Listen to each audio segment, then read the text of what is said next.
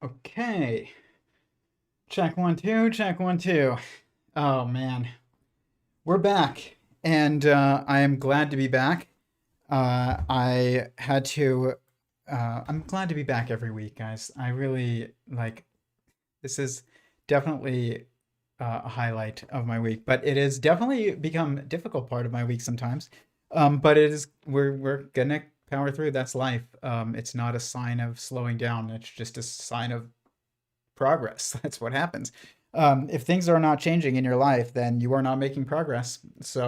Um, but uh, so I want to talk about some current events and tonight and kind of their broader implications on academia, on science, and on human progress, and also talk about how to what do we face? I'm not going to claim to have all the answers because I don't have all the answers. But what do I think we're going to face, and what are some ways that I think we could help us navigate and find meaning and personal social value in the modern era with the advancement of technology and AI, because it's something that I've thought a lot about this week. I know Grok 3 was recently released, and I was messing with it, and just really thinking a lot about, what does this mean for not just Grok, but just the ability to have these more complex and competent AI systems in our pockets everywhere that we go, especially if Starlink becomes the norm. It's literally everywhere that you're going to go. You could go to the top of Mount Everest and you could have access to the internet and ChatGPT in your pocket at all times. You could live stream from the top of Mount Everest. I'm sure people have already done it, but I don't. I'm actually not sure, but you could do it. If they haven't done it, you will be able to with uh, satellite internet. But um, so please let me know though, how is the sound in the chat? Please hit the like button. It helps boost the algorithm, and I really appreciate everybody being here. I did change the stream from its typical time, which is Wednesday evenings, to tonight, which is a Thursday. I actually lost track of days earlier this week, but yesterday I want to share like a bit of a story because I ended up just being exhausted. I'm not gonna lie. Last night, I needed sleep, and I had not slept very well in like 2 days because my daughter is going through a sleep regression period because she can walk now, so she just keeps her awake, which keeps us awake, and it will pass, but it's definitely like feeling it a little bit, and I had not slept, and I knew that I wanted to do the stream, but I knew that I really needed to give my cells a rest. And it's funny because people say, "Oh, you need to give your body a break." It's not your body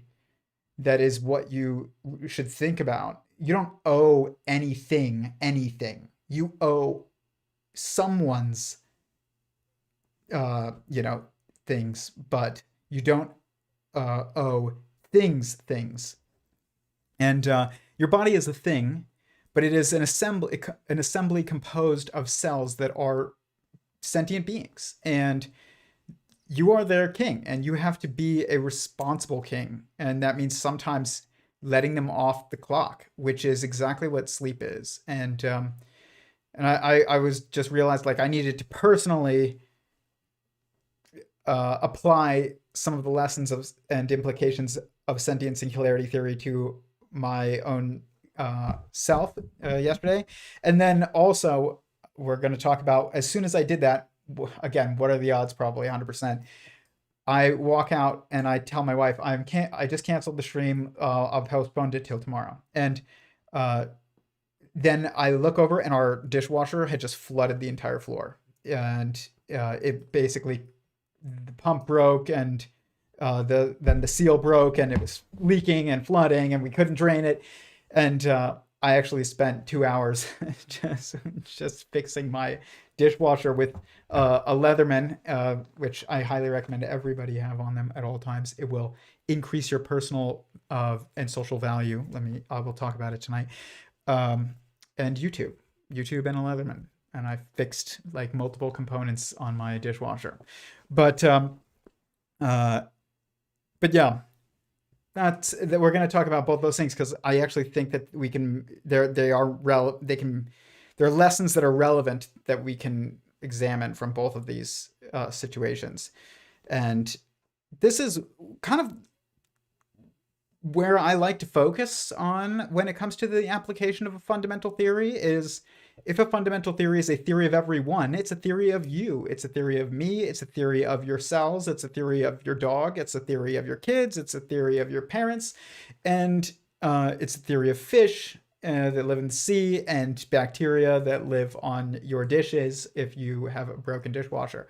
So this is, but they're, how do we navigate these relationships is actually way more important than making the next new gadget. Not that you can't apply sentient singularity theory probably to that, but the biggest value is in increasing your competence and your abilities and your understanding of the world, not just making some fancy new gadget. I mean, you have access to all of collective human knowledge and also a phone and a copywriter and an essay writer and a video camera and a camera and Photoshop and music, and everything is in your pocket. What new gadget is like, do we really need? I don't know. But I mean, there are certainly things, but it's this where we've got a lot of gadgets. How do we use ourselves in relationship with those gadgets? That's what I think is a more important lesson and more important thing to talk about. So that's what we're gonna focus on. I know that seems like a lot of different things, but they usually tie together in the end somehow, God willing. But yeah, let me know how it is in the chat and how the sound is, and please hit the like button. If you have any questions for me during the stream and any topics that you want me to mention or touch on, or questions that you want my thoughts on, or maybe I have an answer, let me know in the chat or comment it down below if you're not watching this live. But so there's, where do I start? Let's start with the news. So DOGE, of course, everybody's talking about DOGE all the time. And I'm going to just kind of share some of my feelings about some of the things that I've seen. I'm not so well versed on exactly what's going on, and but that doesn't matter to what we're going to talk about. But I saw a post by a guy who was a park ranger, and he, I guess, knows mutual friends of mine, and he was fired via email, which is probably not a good thing. I mean, I don't know if it's a good thing or a bad thing, but I understand why it would be frustrating to have your job ended via email. That's all I'll say. And we're taking him at his word. But also with the recognition that nobody outside, us included, knows really what is the truth of the situation. But you know, they basically said you are not performing up to standards, and this is what from him in an email. And you know, thank you, have a nice day. And he was let go. And he said that he was fired from his dream job and he lost his income and he doesn't know what he's going to do. And I am somebody who I have been laid off and had it be, you know, twisted because the company had told people, that its employees, that they weren't going to lay anybody else off because they were going under and they didn't want people to jump ship. So they fired me for poor performance. My first job out of college after 2 years. And I didn't have any clients left.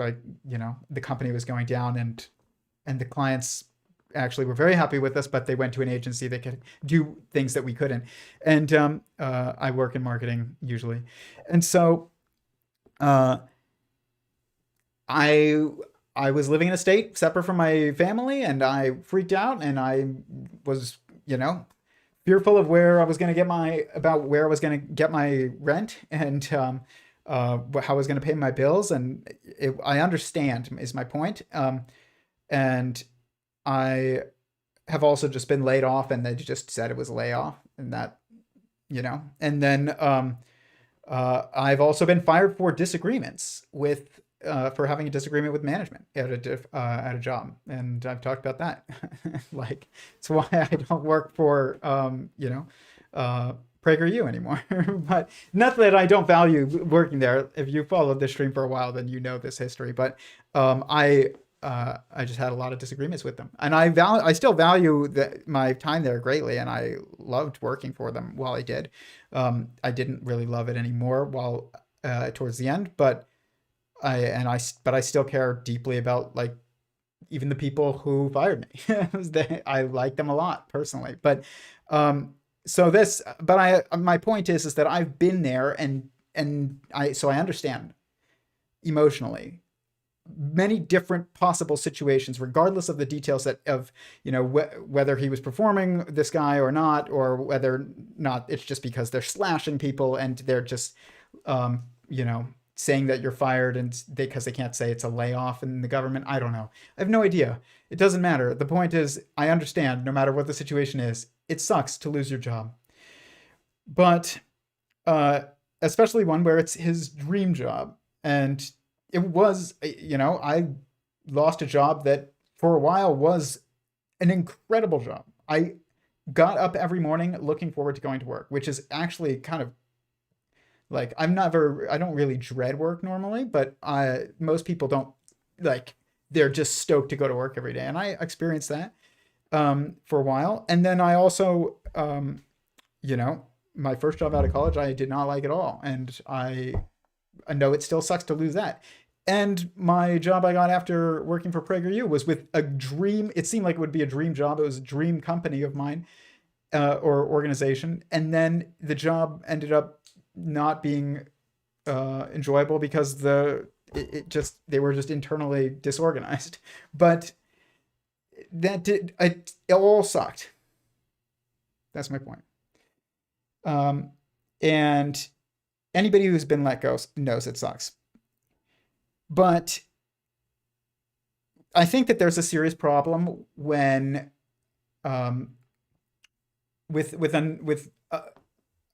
us now kind of trying to derive our meaning from our jobs. And I was guilty of that for a while. And that is not the case anymore for me. I really enjoy my job, actually. I like it a lot. I like, what I do, but I do it for, paycheck, which is fine. That's why most people do a job. And I don't get my most primal personal feeling of value from my job. And I think that a lot of people do nowadays because of the breakdown of other institutions that we're going to talk about. But there's all these people right now who are losing their jobs, and I'm watching it, and I empathize with this person, and I feel for them, regardless of the details.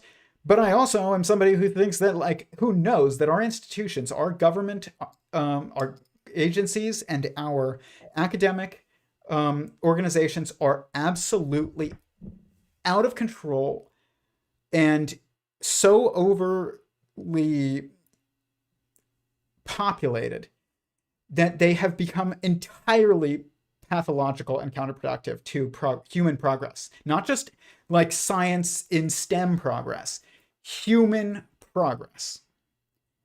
Human progress. Not just holding us back, literally pushing us backward.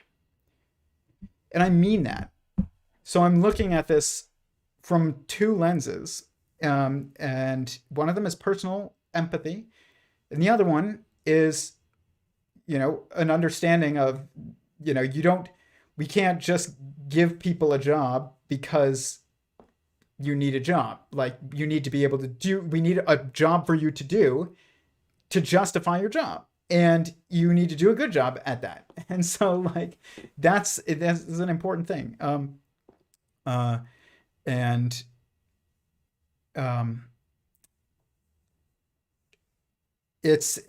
but where I'm seeing a lot of people in the government, particularly, and in academia, who do not understand this. And when I lost my first job, I wasn't upset at all with them. I was upset. You're always upset with how they handle it some way, usually, but not always. But I mean, a lot of times, because you're losing your job. It's never like a great situation. But I've never actually,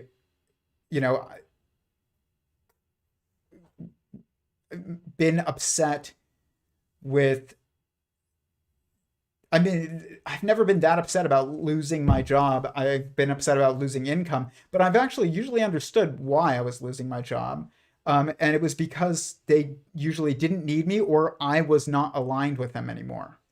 I didn't agree with their mission. They knew it, like that kind of, or with their focus, not their mission, their stated mission, but their focus, and tactics and strategies, and they knew it, and I knew it, and we went our separate ways. And like, even when I lost these jobs, I knew when, it was coming. And I don't say this to brag or anything, because like, I'm not saying that this isn't something that isn't possible in the future, but I actually don't think I've ever lost a job due to poor performance.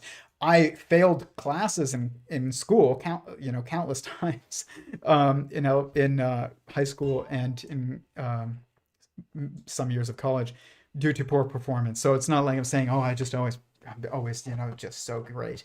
But I like work, and I feel value from contributing to a team, but it's not value that's sustainable. And the reason why is because you can lose your job, and it's not a permanent relationship. That is why it's not something that you can rely on, even if it's something that you do find value in. I love working for a team. It drives me. It's why I do these lives, is so I can talk to people in live chat. It drives me. I like feeling useful and valuable. But when you're working for a company, if the company goes under, then you lose your job. If the company doesn't make as much money or doesn't need your position anymore because they've got AI to do it, or they had to scale back during a bad economy, or maybe you just didn't do a good job, then you're going to lose your job. And all that sense of meaning that you had, that came from it. And some people don't have any sense of meaning from their job. They literally don't care. I know people who they will lose their job and they do not care. And I don't understand that exactly. But I've also always lived far away from my family, which isn't the ideal, which means I can't just move in to I could not just move into my parents' house, or something, or rely on family, but as much. But I also just really like contributing to a team, and I more than I think most people do, which is not a problem for most people to not care about that, because it's ultimately, again, it's not going to fulfill you long term. It is fun, and it can, give you some feeling of just accomplishment, but that's a feeling of accomplishment. It's not the same thing as value, like true fundamental value. My boss messaged me recently, and like, he asked me if like I had done something, because he had heard something about something that I had done, and I was like, yeah. And he was like, did it work? And I was like, yeah, it worked really well, actually, and this was the results. And he just like was like, oh, good. And it made me feel good. But it's a feeling of accomplishment, though. It's not a feeling of deep personal value. And it's important to not confuse the two. And our jobs, the things that we do, are for the sake of others, which means they're not for the sake of you. Your job in the government is not so you can pay your bills to all the rest of us. It is so that you can provide value to the rest of us. Same thing when you work for a company. Same thing when if you are employed in academia. It all has to be like this. It cannot be any other way. And it has been a very different way if you work in the government or in academia, as of, all of recent memory, for me at least. And the reason for this is because academia is basically relying on the government. There's no incentive or reward for academia. Does not get money by producing good results. Academia gets paid by enrolling people. And if the majority of those funds are coming from non-cancelable loans that you can't get out of even with bankruptcy, that are given to everyone, then for anything, then this is not a system that is likely to reward achievement. And I don't mean getting good grades. I mean, like, university's job is to, academia's job is to make discoveries. If it has any job at all, that's its job, is research. It's not to teach. It is to teach the next generation of researchers for the sake of research. That's it. And it has become a summer camp. And I know that because I went to college. And I'm not saying it's not fun, but it's also not the point of it. And not only is it not the point of it, because it's not the point of it, it's just going to lead to debt that is unnecessary, or a degree that is useless, usually, and a lot of hedonism. And I know that because I partook in all of it. And so, it wasn't wise back then, but sometimes you have to do the wrong thing to realize it's the wrong thing. And this is not good at all. I have siblings that are like, ask younger siblings who asked me if I thought they should, go to college. And I was like, absolutely not, if you don't know exactly what you want to do and it doesn't require it. Like, if you know you want to be a doctor, then yeah, you got to go to college right now. But if you don't know what you want to do not go to college to figure it out. You won't figure it out. You just won't. And I don't know anybody who really figured it out in college. Like, they usually figured it out after, or they got lucky and, just it worked. Whatever they went into just worked. I got a degree in finance. I work in marketing, professionally usually, but I have a passion for philosophy of physics and morals and, biology. And that's what I am passionate in. Zoology. That's my passions. So that's what gets like an enormous amount of effort of mine, but it's not it's not like making me money. But I do have a Patreon. I always appreciate it. But any kind of contribution, but there's super chats, I think, too, something. But just being here, clicking the like button, that's more important to me. The point of this is not to make money, but it's nice. And but this provides me value, even though it definitely costs me money. Like, even though I've made a little bit, it's definitely a net negative monetarily. All my passions are net negatives monetarily, probably. If not, then maybe breaking even. But none of them have led to me making money. That's a luxury that some people stumble on, or, I guess you stumble on it. You can't work your way to passion, and you can't be the top of any field without passion. So, and you're born with that for a specific topic. And in those cases, like, those things will provide you value, like a sense of like deep value and accomplishment. Elon Musk, speaking of DOGE, like, he goes to work feeling like he is doing something that is his mission. Not saying every task, but starting these companies. If you start a company, you usually do feel that way. You don't start a company just for a paycheck, but it's but those are rare, actually. And even rarer are they successful.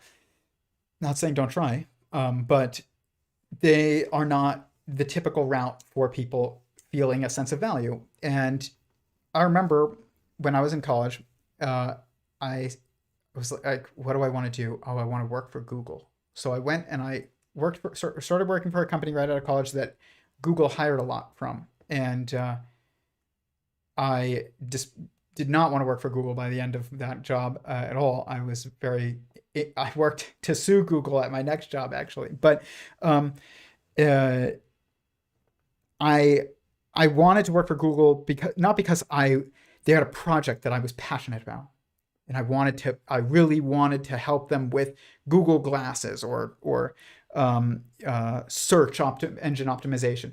No, I just thought that their videos, their zeitgeist videos, were inspiring, and that they were a company that was making a difference, and I wanted to make a difference and be meaningful to the world. And so I wanted to work for Google.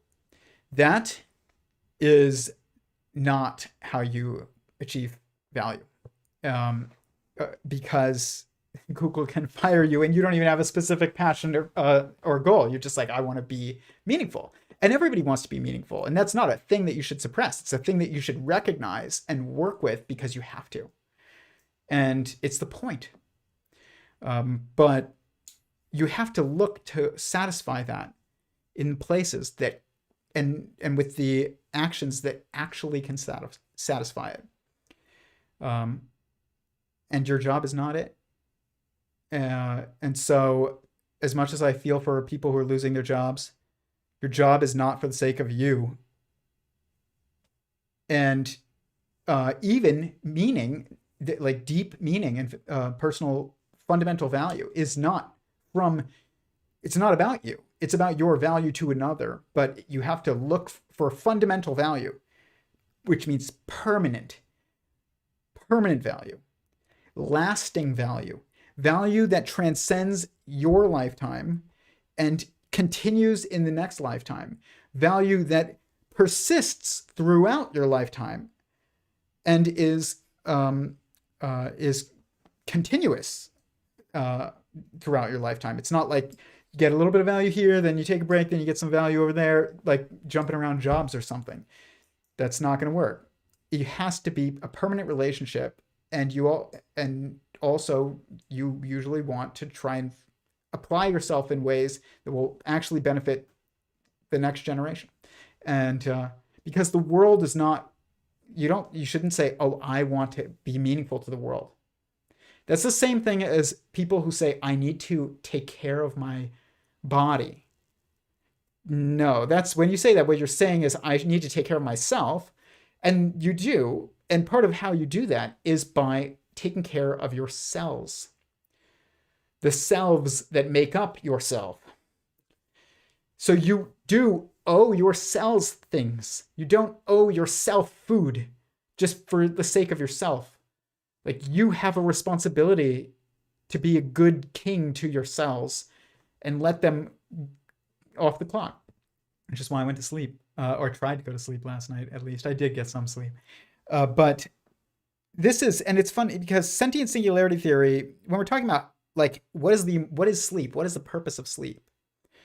Sentient singularity theory, as a theory that, proposes that existence is a singular sentient being creating additional sentient beings within itself, or sentient singularities within itself, according to a fractal periodic pattern, quasi-periodic pattern. Within this context,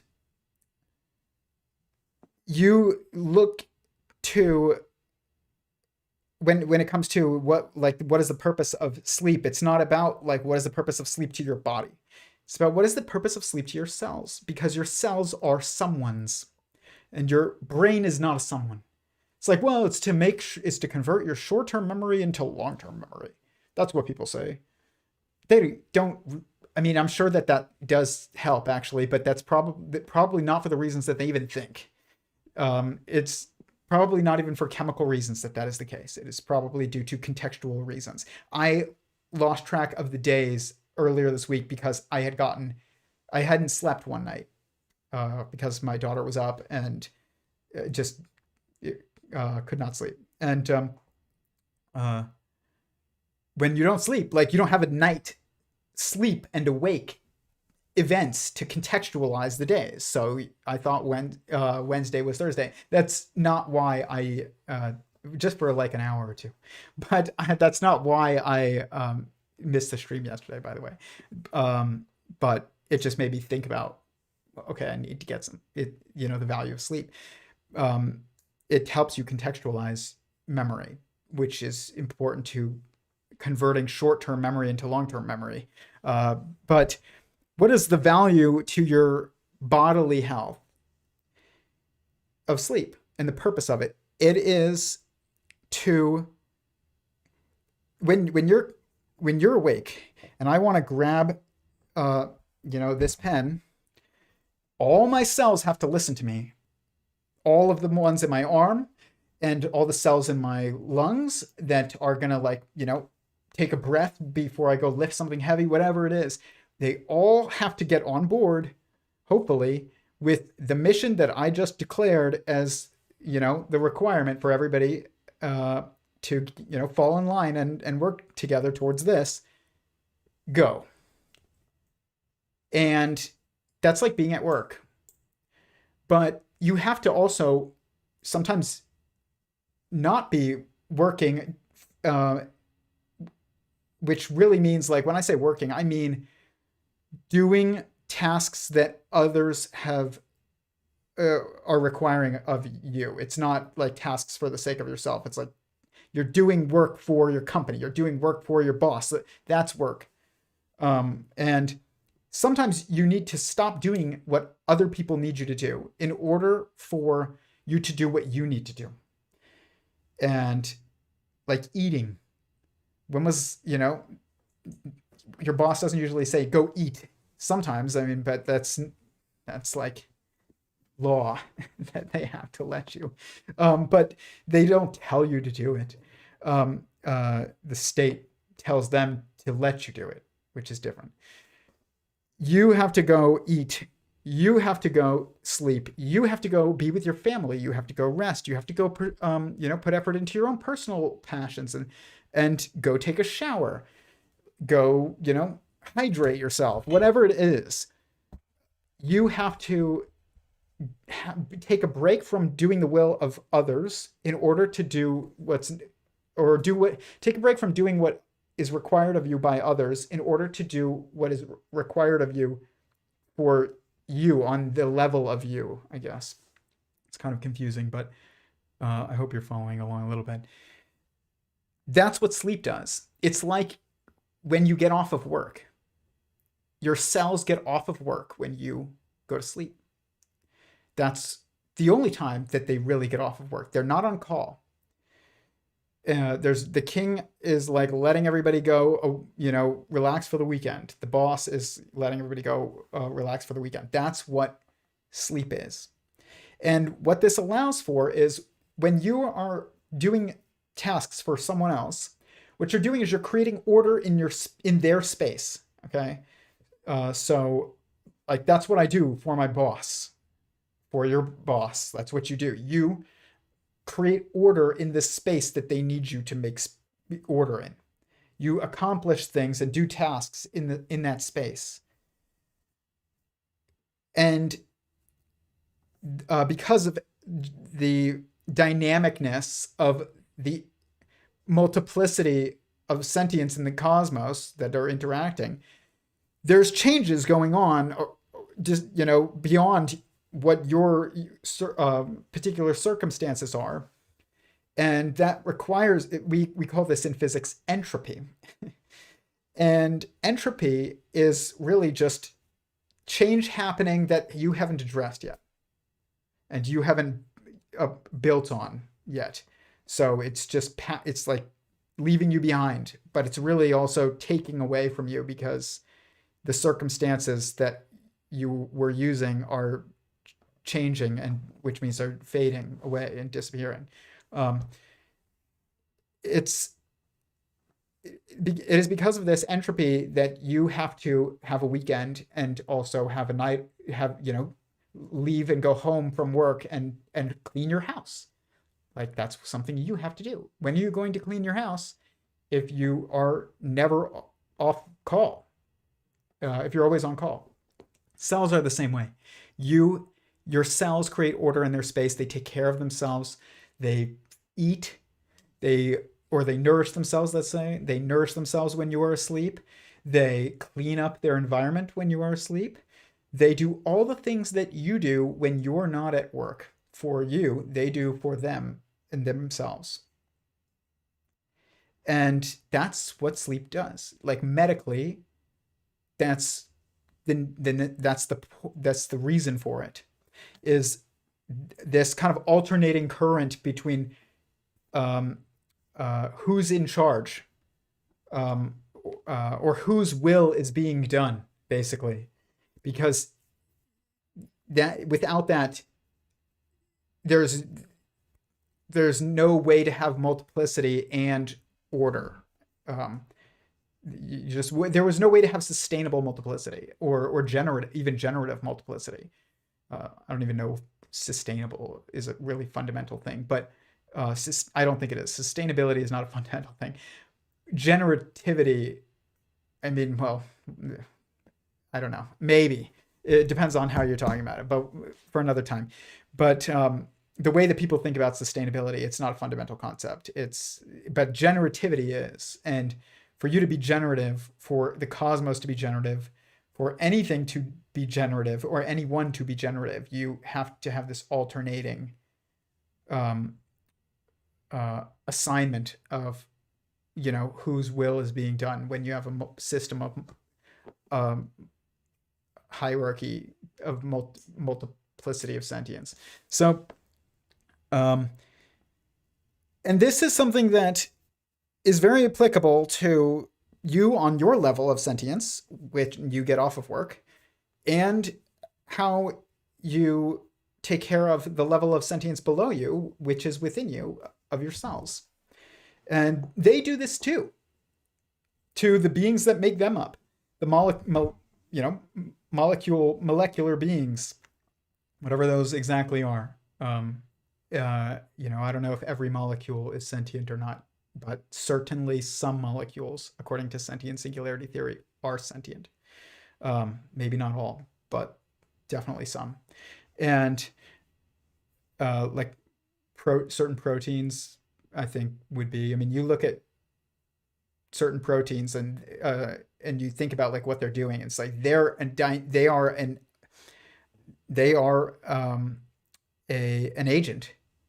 Like that's the only way for things to move, is by an agent moving them. Any movement that happens is being done by an agent. You might not see the agent, but it's being done by an agent. You don't see the agents above you very much, and you don't see the agents below you very much either. You can look at cells under a microscope and you can see it, or you can maybe look at proteins under a microscope and see it. And sometimes the level above can reveal itself to you, or maybe there's certain contexts. There are certain contexts that you can see it, but it's not easy to see. You have to look. But the around you is always in your face. You're on your level. So, but this is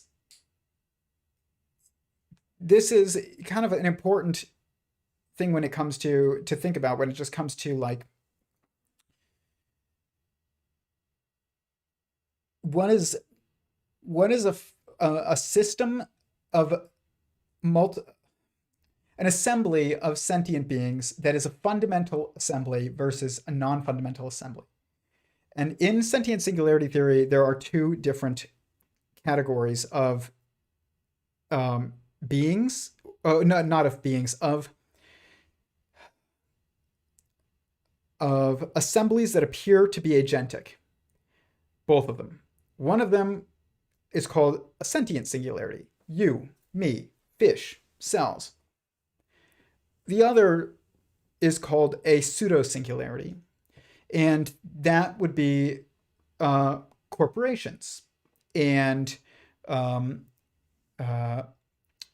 you know, national governments and probably pothos plants and probably most plants. They're probably not sentient beings. The cells that make them up are, but they are, most of them, at least most plants are probably not sentient, according to my work. Planaria worms, which are an animal that people think is just a sentient being, and my work seems to suggest that it would not be sentient being. If you can cut something into 200 pieces and it just makes 200 new ones, it's not likely to be a sentient being. There's no fundamental assembly structure that is animated assembly structure that can be just cut up and it just makes more of them. You can do that with a corporation, but you can't do that with a family. It doesn't just make more families when a divorce happens. Yes, you can get remarried, but it doesn't. That's you getting married again. It's not that the divorce made two families. It broke the family, which is actually a being above, a being that you're within. It just maneuvers on a different level, so it doesn't seem to you like it's sentient, but you don't seem sentient to yourselves either. They don't probably have no idea that you are sentient, and if they do, it's not like they're not like talking to you like you and I can talk to each other, like, but they are talking to each other like you and I talk to each other, not necessarily with complex language and voices, but with the communication that would probably be similar to, fish communicating with each other or whatever, pheromones and movement and what, I don't know, electrical signals, who knows, but all of the above.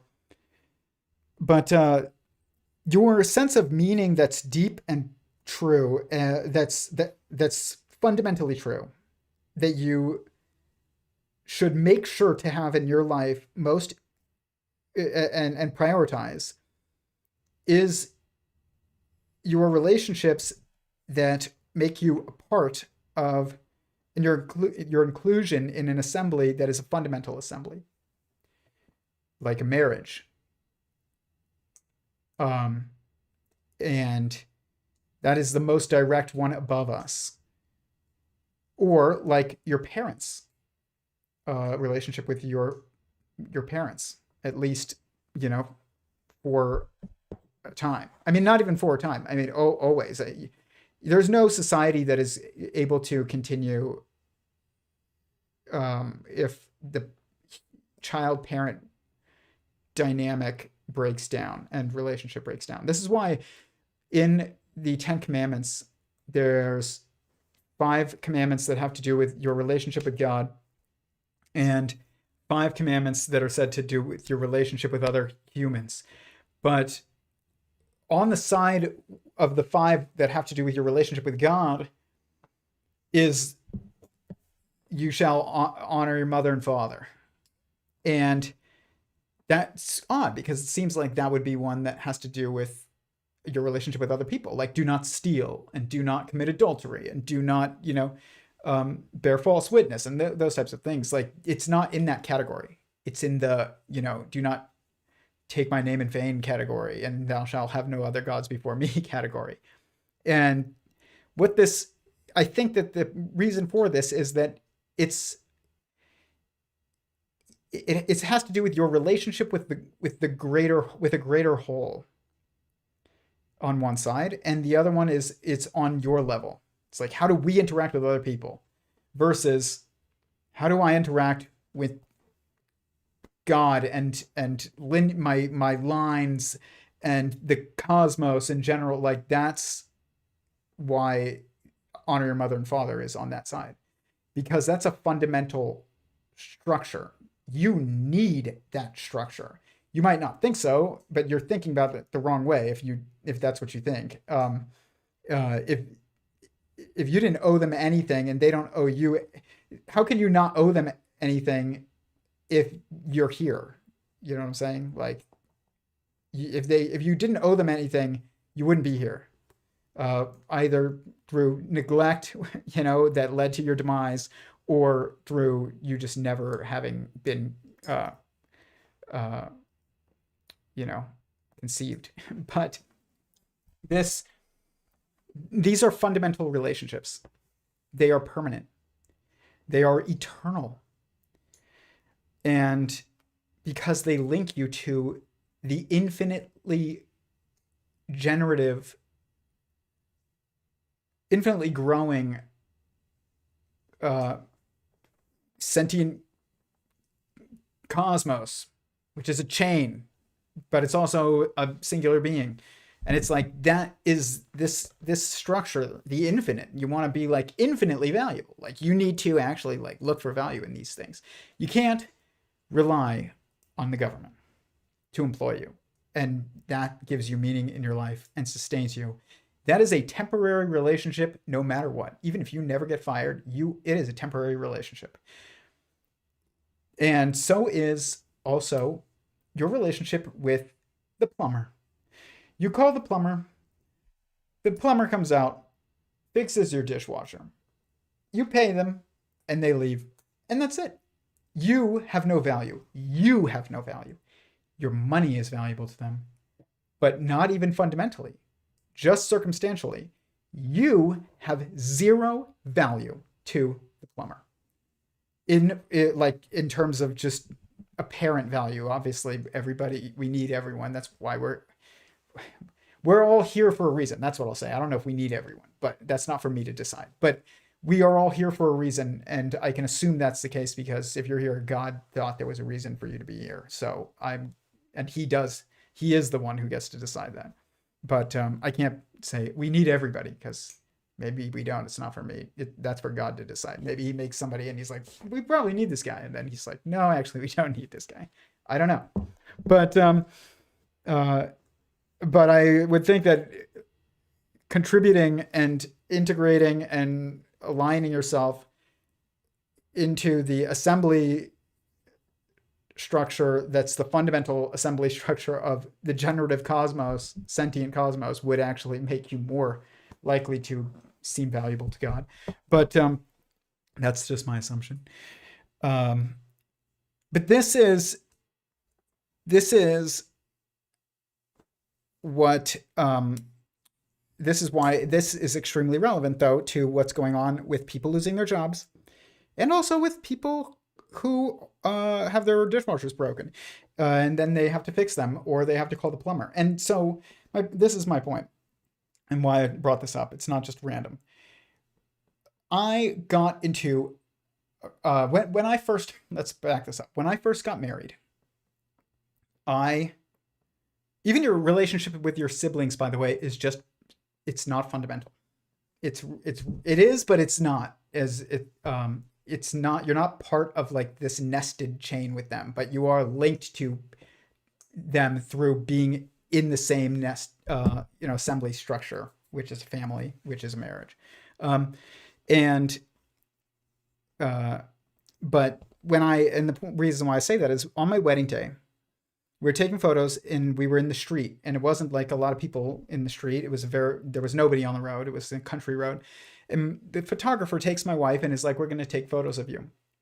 And I just looked down the street to make sure, like, okay, there's nobody there. They can go take this photo in the street, because I had this realization that if my wife was hit by a car that day, like, my entire life's trajectory would change. The entire plan. That doesn't mean you don't still do the things you love or whatever and accomplish some goals that you have. It means like some permanent plan and commitment that you've made has now disappeared, and that changes your life forever.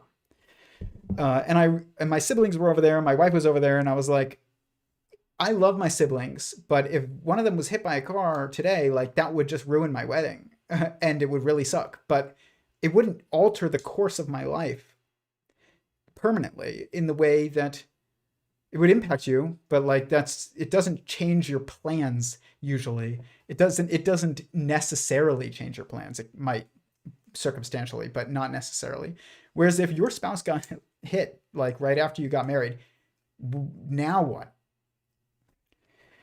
That's the difference between a permanent assembly and a circumstantial one. And it's not an arbitrary, oh, he's saying that this is valuable and he feels this is valuable. There's no way for you to have a permanent commitment and assumption and relationship that you've just planned your entire rest of your life around cut, and then you not have to completely rethink your entire life plan, from that, and come up with a new plan. That's not the case if you get fired either, unless you're hoping to literally work till the day you die for a company, like not even till retirement, but till the day you die, which, I mean, even if you did, it's not they're gonna replace you the week after. So like, it's not like their entire life trajectory changes like it would change for a spouse. If they lost you, it's like the company will just be like, oh, it's really sad. Like they'll make a Slack announcement saying, so-and-so unfortunately was lost to a car accident while taking photos. And then they'll hire somebody to take your job. And that'll be that. And it's true of whether or not you work for the government, whether or not you work for, academia, whether or not you work for a private corporation. And it's also true for plumbers and people who you hire to do a job. And after we got married, there was this point where I think we were engaged, and we were driving, my wife and I, and she got a flat tire. And we pulled over, and we had AAA. We could have just called and they would have just taken care of it. And I had never changed a tire in my life. Not because I don't like to do things with my hands. I actually am pretty handy, and I do like to build things and stuff like that. I'd never had a flat tire on the road before that required like me to change it, because I couldn't just pull into, someplace. And I couldn't just pull into someplace for a mechanic for them to change the tire, though. In this circumstance, I either had to call AAA, or I had to change the tire. And I Googled it on YouTube, how do you change a tire? And I changed the tire. And my wife, I remember just like seeing her reaction, and it was just a moment where we both were super grateful for each other, because I got to be really, really helpful to somebody who I'm going to have a permanent relationship with for the rest of my life. I'm not AAA coming to change her tire and then leave after I get paid. I was already engaged to this woman, and she was already engaged to me. And she's like, this is the guy who's going to be with me forever. And he's actually really useful. I mean, she knew that already, but like, it was just one of those moments where you're like realizing it, because thank God for this person. And last night I thought about the same thing. When that dishwasher broke, I was like, I could just call somebody, and I can, my landlord will pay for it. And it's not, my dishwasher. But I was like, no, I'm going to spend 2 hours on YouTube, and taking this thing apart, with my Leatherman that I have on me everywhere I go, even more than I have my phone. And I was valuable within a permanent relationship. And that's the point. It's not to be valuable to somebody fundamentally, or to be fundamentally valuable and realize that you're fundamentally valuable and feel that you're fundamentally valuable. You don't have to do something that no one else can do.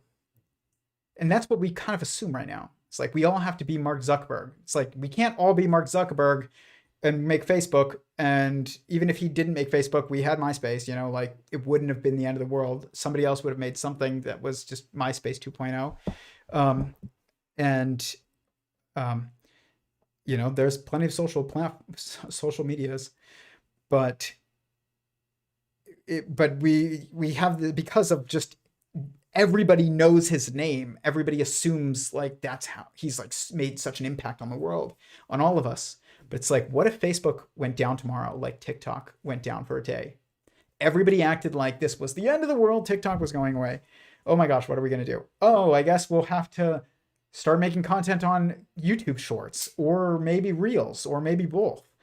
Or maybe somebody will make, Vine be resurrected or something. It's like there's none of these, the creation of these companies provides fundamental value either. Even if you do something that nobody else does, if you didn't do it, somebody else would have. And so we chase like novelty with our own meaning. It's like, what can I offer the world? I'm not a genius coder. I'm not, Elon Musk, rocket scientist. I'm not, I don't know, whatever, insert whatever, unique famous person. But you don't have to be, and none of that matters. You have to provide value within a permanent relationship that is fundamental relationship, like that is generative, meaning within an assembly structure that is a sentient singularity, not a pseudo singularity, a sentient singularity, which is, you cannot be divided. If a nation breaks into two, like Pakistan and India, it's now two nations. It didn't fall apart. Now there's no nations. It's two nations. If you break a marriage, there's no more marriage. It doesn't become two marriages. It's no more marriage. If you cut a person in half, doesn't make two people. It's now no more people. Even cells that do divide themselves in order to, multiply, if you cut them in half just whenever you want to, like, it's not going to result in two cells. It's going to result in no cells and in no cell. But if you cut a planaria worm in half, you get two planaria worms. If you cut an earthworm in half, you get no earthworm. That is the difference between a sentient singularity and a pseudo singularity, probably. It's my hypothesis, anyways. The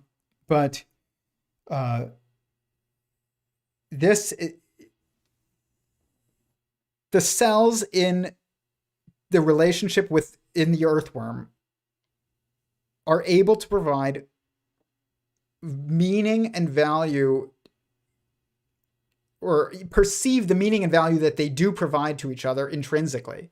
That's a better way of putting it. And feel the value is really what it is, in a way that's mutual. And whereas is intrinsically like aligned, like their goals, given, both being wise, their goals would be aligned.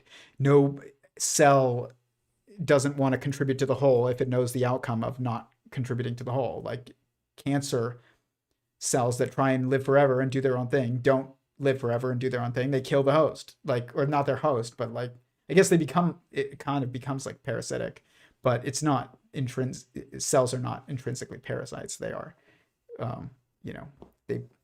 you are made of them. But that's not the case with the cells in a planaria worm. There's no fundamental value. You can cut cells out and like it just makes another planaria. There's no permanent, like, intrinsic fundamental ties. This is, it sounds, I know that people are like, you were talking about like DOGE and people getting fired and marriage and your your dishwasher breaking, and now you're talking about like cutting worms up. What's going on? It's like this, if you've been here and you've been following this all and you're a little bit familiar with my work, then you should hopefully see what I'm getting at, is that I'm looking at all these different assembly structures, and there's really only two different types.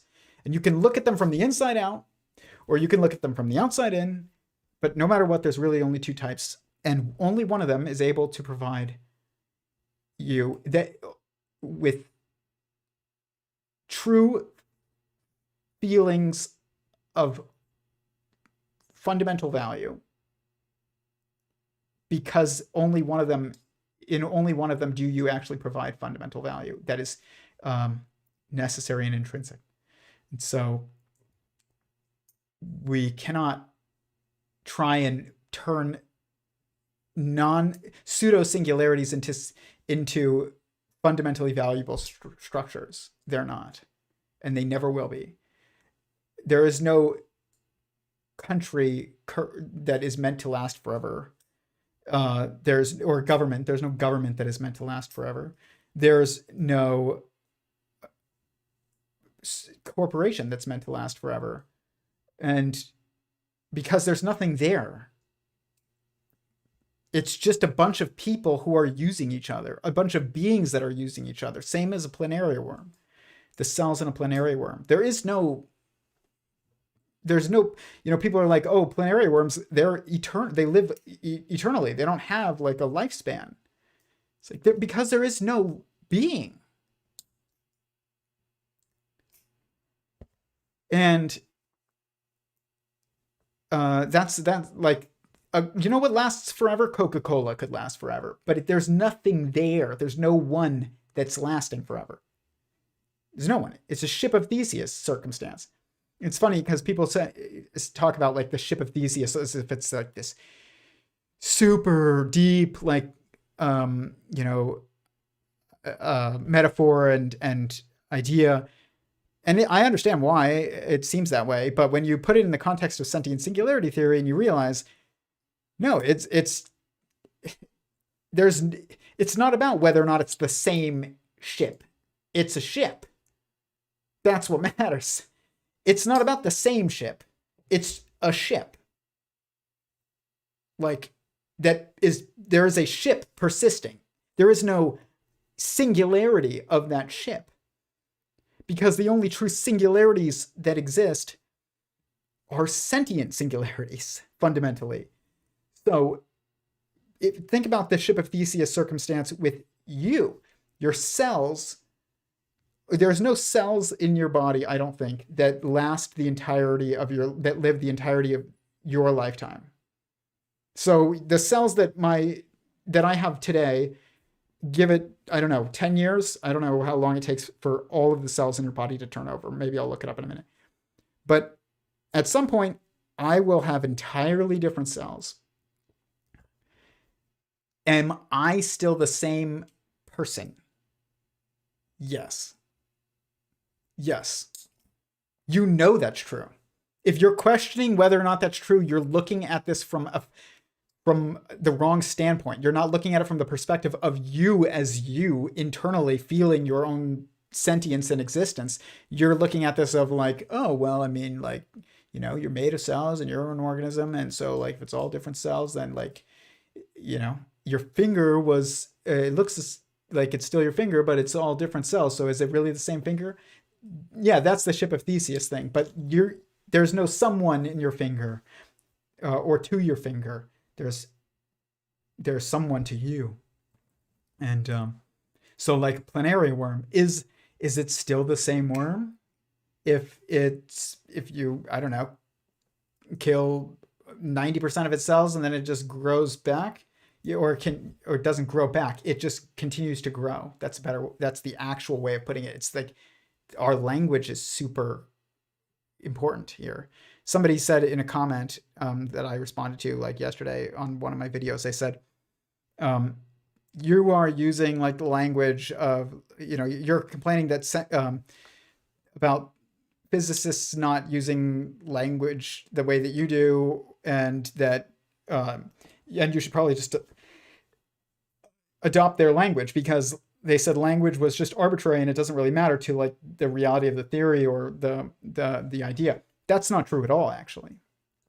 It is entirely constraining and enabling it is entirely enabling or constraining of like what you can do and what you can realize and what is actually being asserted or assumed within the concept.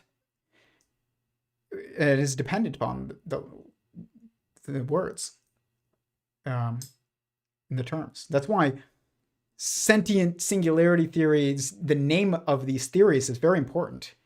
It's like that's not an arbitrary choice. I had to literally think, what is the name of, what is a term or a phrase that would best describe the fundamental assertions of my assumed metaphysical framework. It's like that everything is within a singular sentient being, and it's fundamentally constructing or creating, not constructing, creating additional sentient beings within it, which is like singular sentient beings. You are singular. You are one person. There's the ship of Theseus is just Theseus's ship, and Theseus can have multiple ships, and they're still all Theseus's ships, or Theseus can have a ship that you change every part of, and it's just it's still Theseus's ship, but there is no internal experience to the ship that the ship has, and so there's no singularity. So the metaphorical, the language built into the metaphor is wrong. It's like you don't say when you say things like, if you you killed 90% of the cells in a planaria worm, and then you said, oh, but then it grew back. It grew itself back. No, it grew. It didn't grow back. Like, it never went away. There's nothing to go away. It never was there. It's like, it doesn't even matter. It just grew. When does, if you laid off 50% of Coca-Cola, does it grow back when they get more people? Or is it new growth because it's different people? Or is it, what is going on? It's like, it doesn't even matter. There's no one, there's like, it's just a bunch of people that are working together. Like, that's all it is. And that's all academia is. And it's all what a planaria worm is, and most plants probably are. But, and you owe the beings that you work with,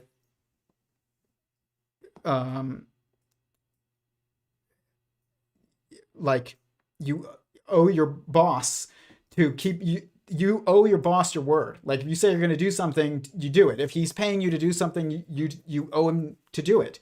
But like, you don't owe him yourself. I owe my wife myself, everything that I am. Not, oh, I owe her, one fixed dishwasher a year and an allowance of this much a month, and a back rub every other week. Like, that's not what I owe her. I owe her me. So what do I owe my cells? What do they owe me? They owe me themselves. I owe them myself. And it made me feel actually meaningful to go to sleep. And as much as like I like being here, and it does provide me with a sense of value. It's not like I also like I do believe that if I didn't do this, like, God's will would still be done.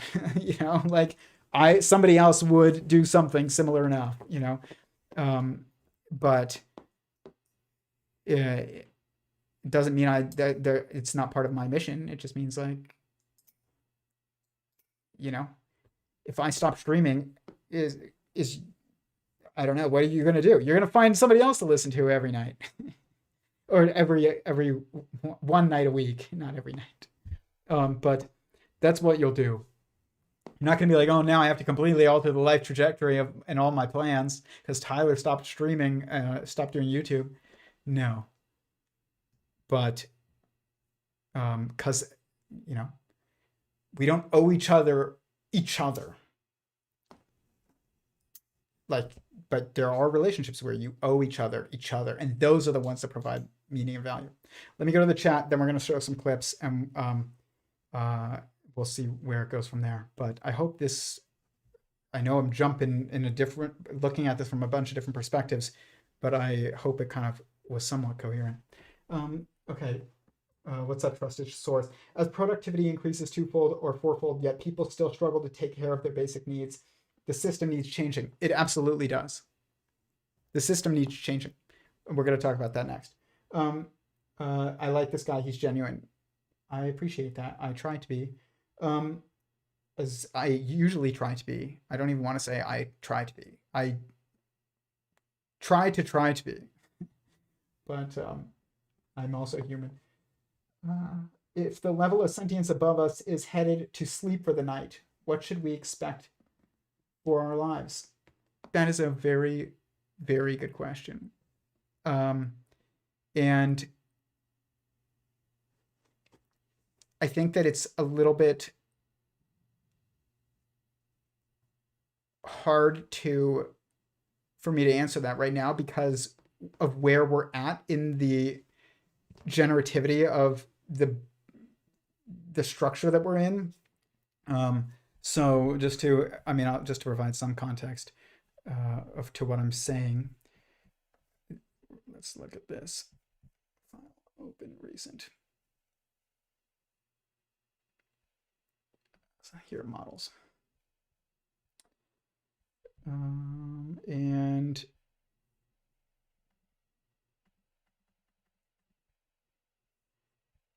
here, this is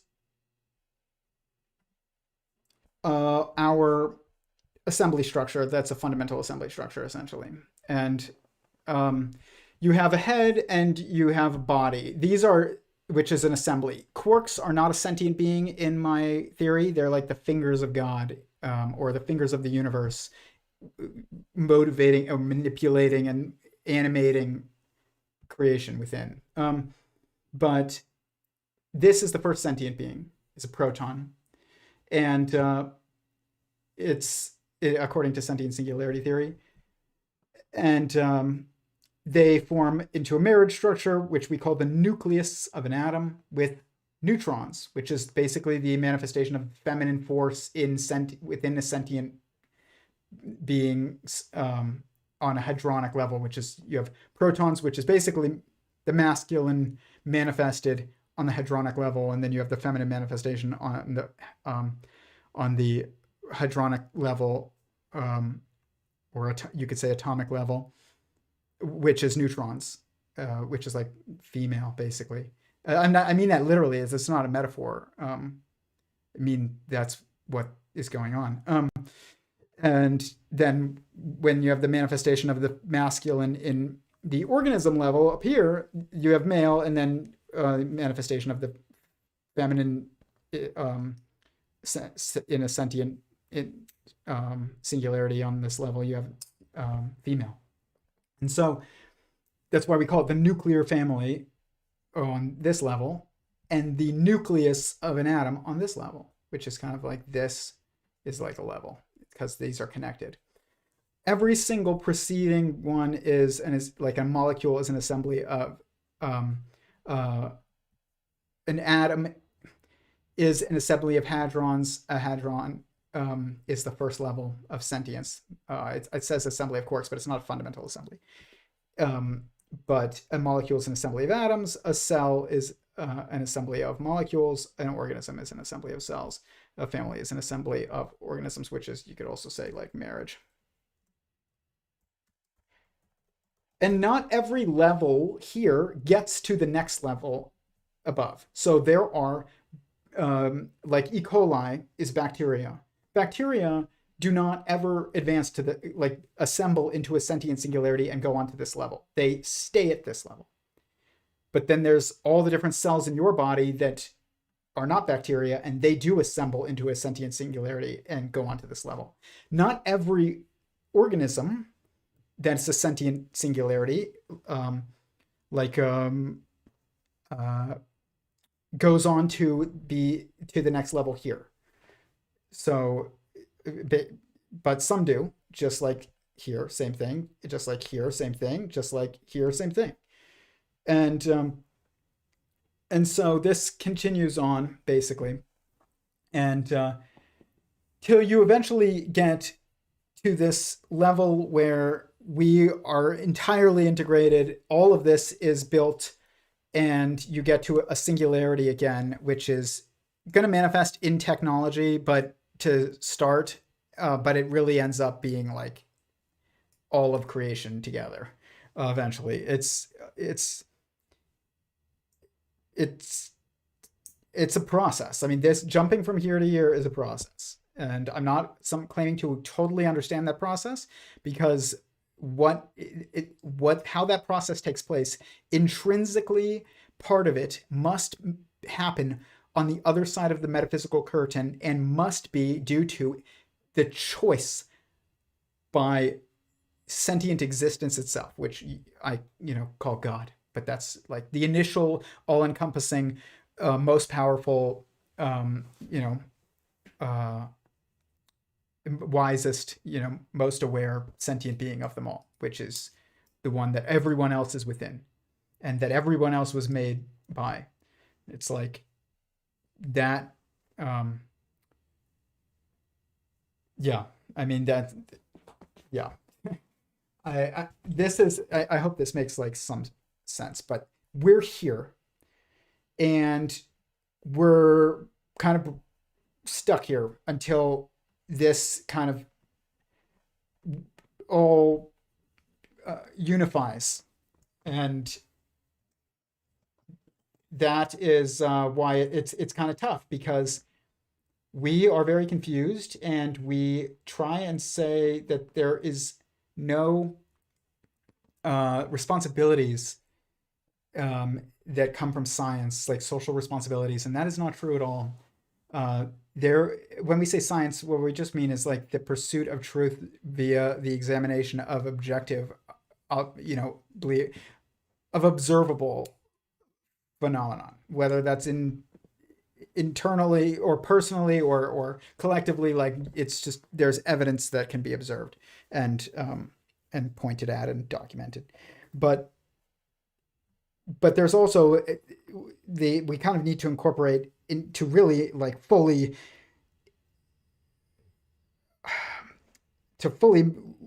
manifest the reality of any search for truth. You have to embrace what is fundamentally true, as well as everything that is emergently apparently true, and you have to tie them all together, which means we have to tie internal experience to kind of externally observable phenomenon. So I don't know that you're sentient, but I do know that I'm sentient, and you don't know that I'm sentient, but you know you're sentient. That means like we have to assume sentience exists. Like that's that. You don't need to know that I am sentient. You can assume it, but you don't need to know it, because you know that you are sentient. So like you're never going to prove that sentience exists by looking through a telescope at some supernova or at some black hole, and you're never going to prove sentience exists by reading the measurements taken after some experiment at CERN. You just don't need it. And like they're trying to use those things to understand fundamental reality. You can't do that. But I understand why this seems like it's kind of tough to do, but it's because what we're trying to do is wrong. Like, we're trying to look out there to prove what's in here, and like you don't need to do that. Why would you? Like, you assume what's in here because it's always apparent. And nobody needs to look outward at anyone else or at anything else in order to know that sentience exists. They look at themselves all the time. Every time you feel anything, any emotion, any phenomenon, any sense, sensory, input, that is you being aware that you exist. But we need to tie these together. There's no way to tie them together with some formula necessarily. It's just, you just need to accept that both of them rely on each other and that there's a hierarchy between the two where one of them is actually must be much more assumed, which is that sentience exists, because there's no one to assume anything if sentience doesn't exist. But your logic breaks down. All logic breaks down. And, there's no you anymore. There's no purpose anymore. Everything falls apart. But that's not what we're doing. I saw this girl on Twitter. She's a physicist, I guess. And we'll get to that in a minute. But she said something like, we there's many clever experimentalists who are going to actually, she said, fundamental physics is not dead. There are many clever experimentalists that are actually currently working on, advancing things forward. And I just asked her, what do you think is the fundamental nature of reality, of existence? And, or which physicists do you think are most likely correct in their assumptions on this, regarding like the fundamental nature of existence, which is very relevant to physics, all physics. It's not very relevant. It is entirely relevant to physics and everything else. But she didn't answer me. I don't think she will. And I, as I said, how can you know which experimentalists and which experiments are clever if you don't even have an assumption about what the nature of reality is? How are you a physicist? What are you doing? Like, she was basically had said something like, oh, maybe, I don't know if this was like made to be serious or not, but said something about antimatter going backwards in time. And I was just like, have you even thought about really what that means? Because she said maybe the math supports it. And somebody out there will maybe argue that that was a joke that I didn't get, or maybe it was something that she really believes. My point is, how do you know even what what these equations are telling you, if you don't have like a baseline to assume, baseline assumption? But this is, the point is, though, is that we need that to be recognized and admitted in the scientific discussion is really what it is. It's not that it's not recognized. It's recognized by everybody that's out there except like Sam Harris, and that's it. But everyone else recognizes and operates on the assumption that sentience exists, at least theirs, which is enough. And if you incorporate that into every other pursuit of truth that you have, including collective pursuits of truth through the scientific method and experimentation and academic research and technological progress and societal, politics, then you need to assume that and acknowledge that in all of those discussions. If you don't, you can't go anywhere with any of them beyond like the circumstance. And but the thing is, there's consequences to recognizing that assumption as the base assumption. That is the reality of hierarchy, responsibility, and morals. And that's not that totally changes our scientific discussion, which is thought of as not about what is right and wrong ever.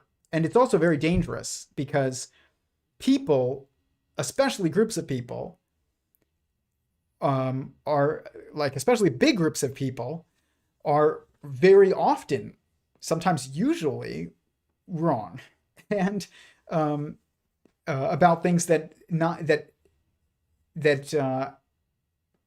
aren't directly experienced firsthand by everybody in the group. And even then, group posturing becomes a thing, and people start lying for the sake of fitting in, and about things that everybody knows, and nobody's willing to admit anymore because the consequences are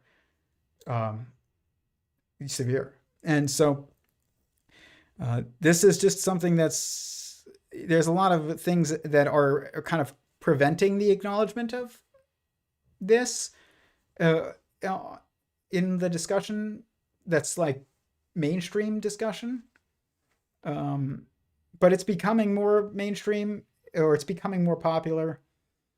You've got channels like Theories of Everything, and with Kurtjai Mungal, and Mindfest, and you've got Closer to Truth, and you've got Observer Theory.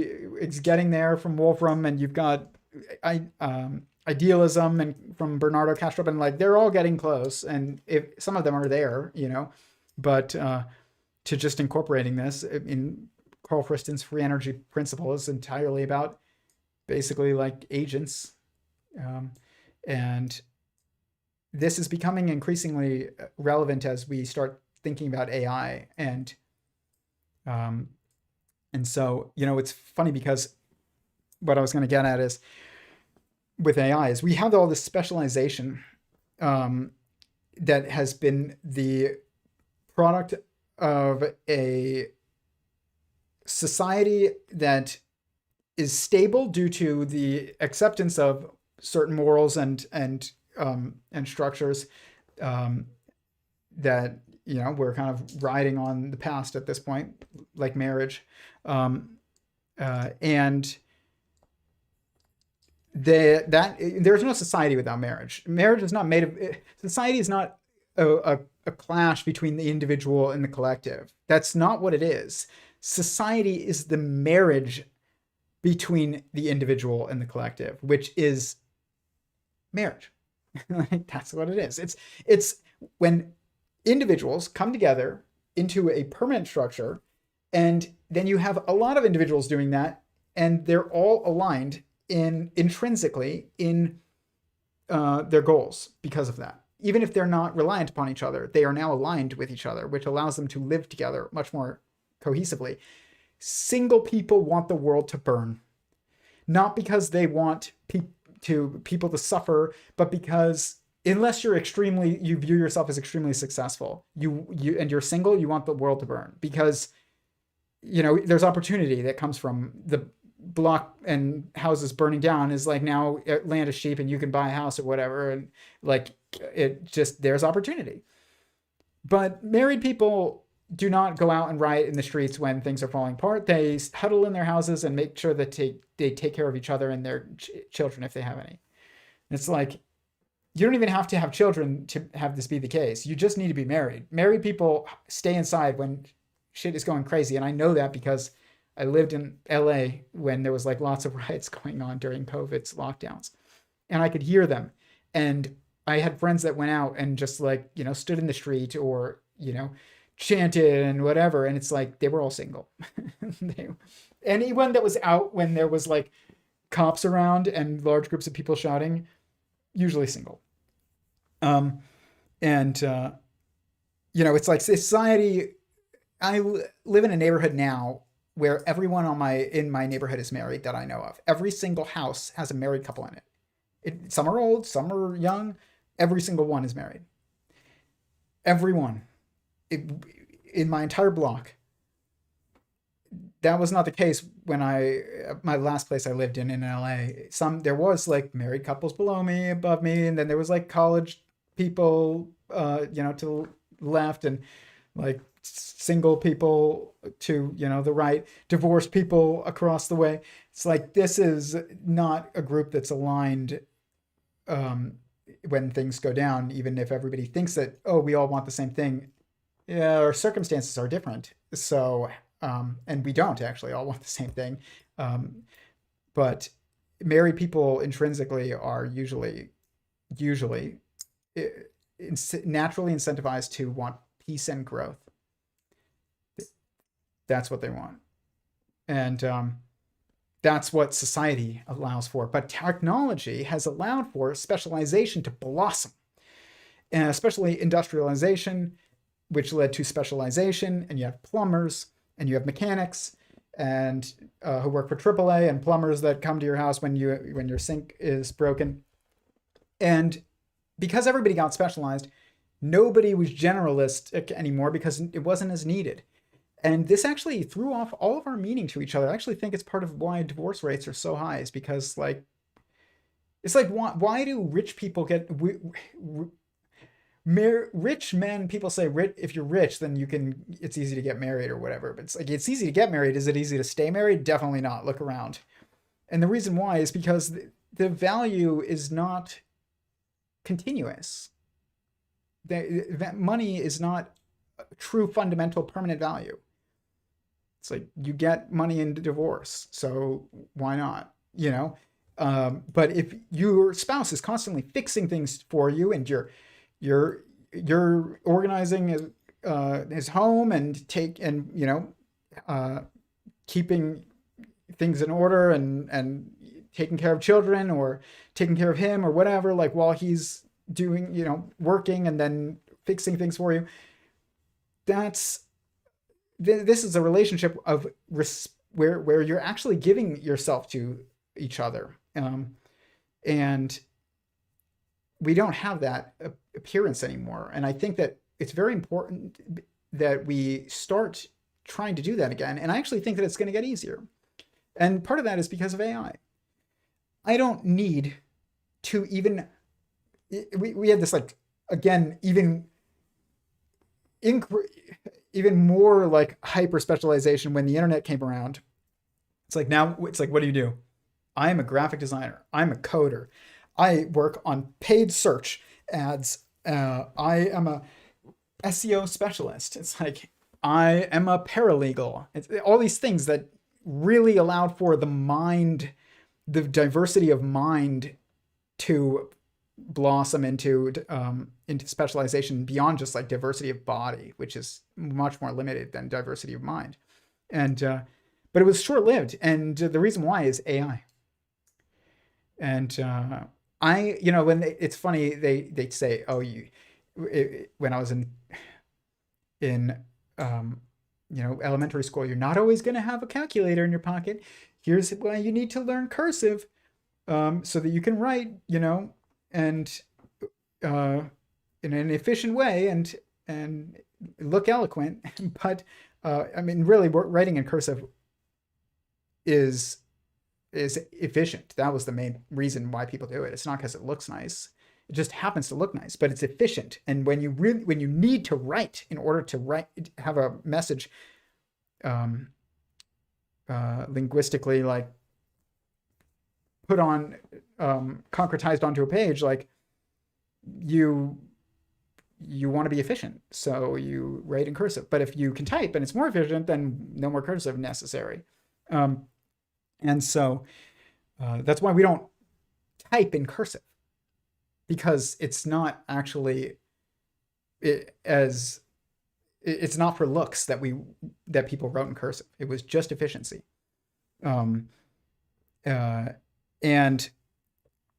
like, who types in cursive? Have you ever gotten a document from somebody that typed it up in Word and it was like a cursive font, the whole thing? I've never even seen that. I've seen people screw around with it, but I've never actually had like a serious document delivered that was cursive typography. But the point is that then they, I remember teachers telling me in third grade, I asked Mrs. Chan, my teacher, why don't they have a pager that's also a phone, that's also a camera? And she was like, because you can't have a good camera and a good phone and a good pager if like they're all together. Dating myself because I'm saying pager, but before there were cell phones, that's what there was really. But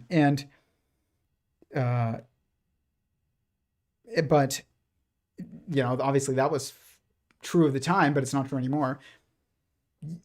You don't need even copywriters anymore or coders anymore.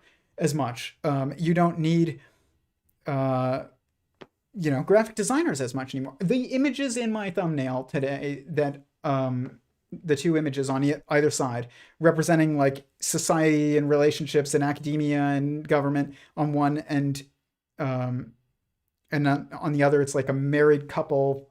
The guy's fixing a light bulb or something for his wife, and or for the two of them, really, for the two of them. And these two like different, ways that people talk about or contexts that people talk about meaning. I made those in 2 seconds in Midjourney. I made music to be used as our hold music at work that is like an incredibly good song about the company, because I asked ChatGPT to write the lyrics to a song that could be used for hold music about this company, and then it did it. And then I took those lyrics and I put them into Suno, which is another like AI program, which is really an AI program. It's just a dynamic algorithm. That's all it is. It's a dynamic app that's like constantly being updated by everybody who's using it, instead of just by, systematic periodic updates, like Apple's iOS or something. It's like if the iOS is constantly updating based on the input of the users, that's all it is. And so it's important to like understand that. But this allows for me to do all these things that I didn't have to do. I had Grok teaching me how to code in Python the other day. I was like, can you write the code to this? And then it was like, oh, but yeah. And then I can also help you learn to code. Would you like to learn Python? And I was like, yeah, please teach me Python.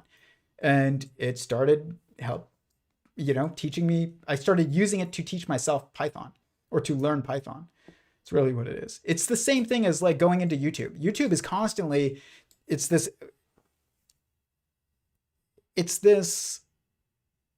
constant updating like pool. But it's of knowledge, but it's like it's a little different than YouTube, but it's like as soon as you set a goal for looking up a certain video on YouTube, it's like it kind of becomes similar to a language model or some AI thing like Midjourney or whatever. And because it optimizes to helping you like better fix your dishwasher based on people giving thumbs up and the traffic and things like that. Please hit the like button. It helps boost us in this dynamic-ish algorithm.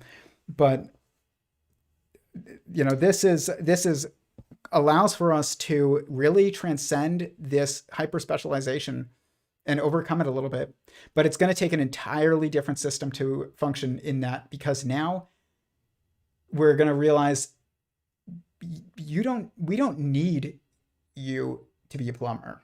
We don't need, honestly, like plumbing of big projects, not like fixing things in a house, but plumbing of industrial building like a hospital, or plumbing or doing the wiring for it, the electrical work for it or whatever, like that's going to require, this is going to be the last jobs that fall to AI, if they ever do. But even then, it's important to realize, like, if you're like, oh, I'm going to make myself valuable forever, it's like by choosing that job because AI is not going to take it. It doesn't actually make you feel valuable though. It just makes it, more likely that you don't need to change careers at a certain point, because I can always just call another electrician. I can always just call another plumber. I don't need you to be a plumber. I need a plumber when I need a plumber. I don't need you. But if you're entering into a marriage, or you're married and you've made this commitment to be married and give each other and form this larger structure that is entirely entangled in your goals and your future, and within the future of a lineage structure, or the next, which is kind of a sentient being on the next level, or it is a being that is it is a sentient being in a way. Like it's the replicative unit. Individuals are not the replicative unit for humans. There are like some parthenogenic species of scorpions and lizards and fish and stuff that don't need. It's like there's no more males. They had some genetic mutation that allowed them to reproduce asexually, the females, and then the males weren't needed anymore. They all died out, and like the replicative unit is now just that lizard or that scorpion or that worm or snail or whatever. Cells are like, most cells are like that, and that's not true of humans and dogs and most fish and most lizards and most birds and things like that. We have sexual reproduction that is the norm on our level, which means that the replicative unit is, especially when we're taking it into the context of the beings that go on to create the next level of sentience and this periodicity that I showed earlier, which are humans, not dogs, not fish, humans. I mean, the only way in which those other beings are incorporated are by our uses for them into that structure. They're not incorporated in any other way. They're not fundamentally incorporated. So our replicative structure is marriages. I mean, when marriage breaks down, society falls apart. There is no society that's ever existed or continued to persist as soon as existed without marriage being the norm. It's what first happens is like people respecting each other, if that makes any sense. It's like the most people say like, oh, I'm not property, No, I am my wife's and she is mine. Like we agreed on that. It's a consensual and intentional ownership, co-ownership, but I don't even want to say ownership, but like, I guess you could say ownership, but it's not about control and power in that way of ownership. It's like, it just means it's yours. Like it's not someone else's. But that is what that is that's the beginning of us even conceptualizing the understanding of property. People are like, oh, we need personal property and liberty and a commonwealth. It's like, that's what we need. And that's society. You can't even conceptualize the idea of private property, of personal property, without marriage. Like someone belonging to someone else and not belonging to you, and someone belonging to you and not belonging to someone else. That is how you even think about things belonging to you or things belonging to somebody else. Because if someone doesn't belong to someone else, meaning it's like they're not yours, then they could be yours if you want them to be yours, and you can actually take them by force. And if you can do that, then you can definitely take things. If you can take people by force, then why can't you take things by force? When you take somebody by force, you take all their things by force. There's no respect for others, and the agency of others in society, and which means there's no society without marriage. It is that important. It is the most, if you're sexually attracted to the opposite sex, it is the most important responsibility that you have. It absolutely is. From like social responsibility. People say, "Oh, I did my civic duty. I voted." It's not your responsibility to vote at all.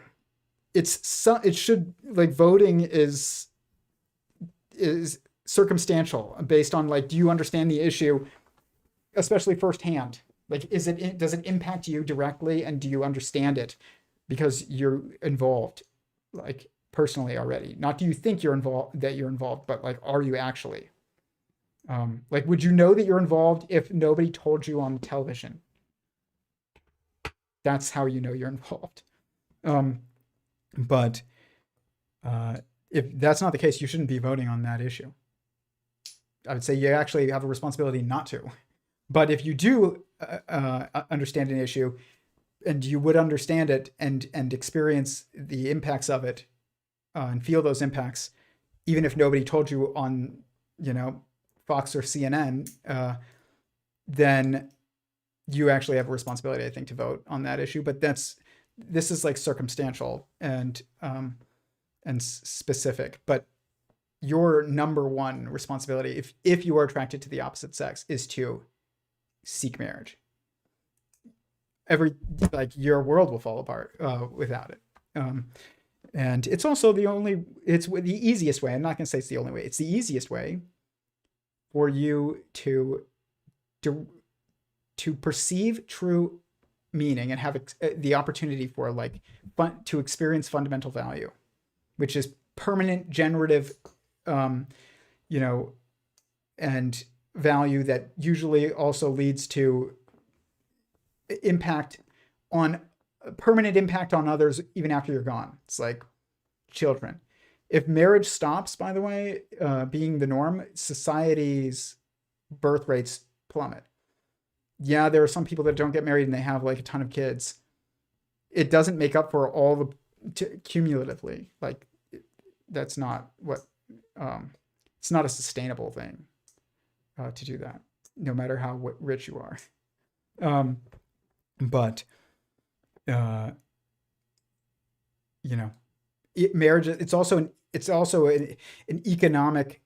economically extremely important to the collective of society as well. And it's funny because people talk about we want to reduce our carbon footprint. You really want to reduce your carbon footprint? Okay. Share a fridge with someone for the rest of your life. Share one bed with somebody for the rest of your life. Share one house with somebody for the rest of your life. Share one, bathroom, toilet, shower. I mean, everything that makes up your house that you only need one of, between two people who are married and live together, that is, like, it's extremely economically efficient. In fact, there's no way for society to continue to be generative without it, even, like, economically. Our economics breaks down.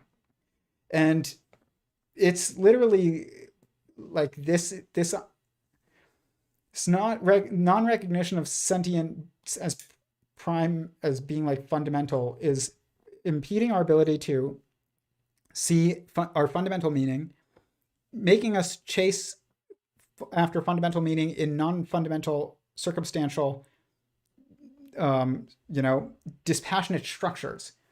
It's like you can work for the U.S. Fish and Wildlife for, since right out of college for 20 years, and you can be fired via email.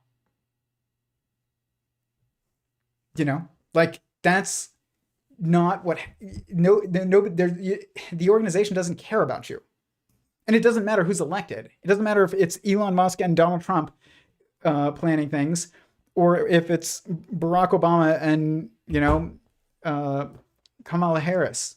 Like, they don't care about you. My wife cares about me. Everyone's spouse cares about them. Even if you get your people who get divorced and they hate each other, it's like, you hate each other because you care about each other. Like, you wouldn't hate each other if you didn't care about that relationship. You care. Nobody gets divorced and it's just fine and dandy. You have ridiculous BS public statements by like Bill Gates when he gets divorced and his wife, perfectly timed together, releasing the statement. We have over the years fallen out of love, and we've decided to go our separate ways, but we continue to remain, great friends and, partners. And this is, we have so much love for each other. Yeah, what a load of BS. Absolute BS. That's just not true of anyone. You can't even stand to live in the same house with that person anymore. You might like be able to actually remain friendly because and stay in touch because you have kids to raise together or something, but like you can't stand to live with them anymore. You can't stand to sleep with them anymore. Well, language matters. We say sleep with each other, but really like we should just be specific with like everything. Doesn't mean you should be crude, but like sex is not crude. I was thinking about that the other day. Why do we say sleep with each other? It's just because we're trying to hide sex as if it's this bad thing. But part of the reason for that is because sex outside of marriage is felt as a bad thing eventually by everybody. Like it's felt initially by everybody as a good thing, and then it's felt eventually by everybody as a bad thing. Every relationship that doesn't end in marriage ends with having a negative impact on you. Like that's just why else would it not lead to that? And even if it's indirect in some ways, you hurt somebody and then now they're hurt, and like that hurts other people who now have to like deal with that person, and like that all circles back eventually to now that's the dating environment that you've created. But and I say this as somebody who is guilty of, not realizing this. It's not even guilty. I just didn't know this stuff until I realized it through this work and through personal experience.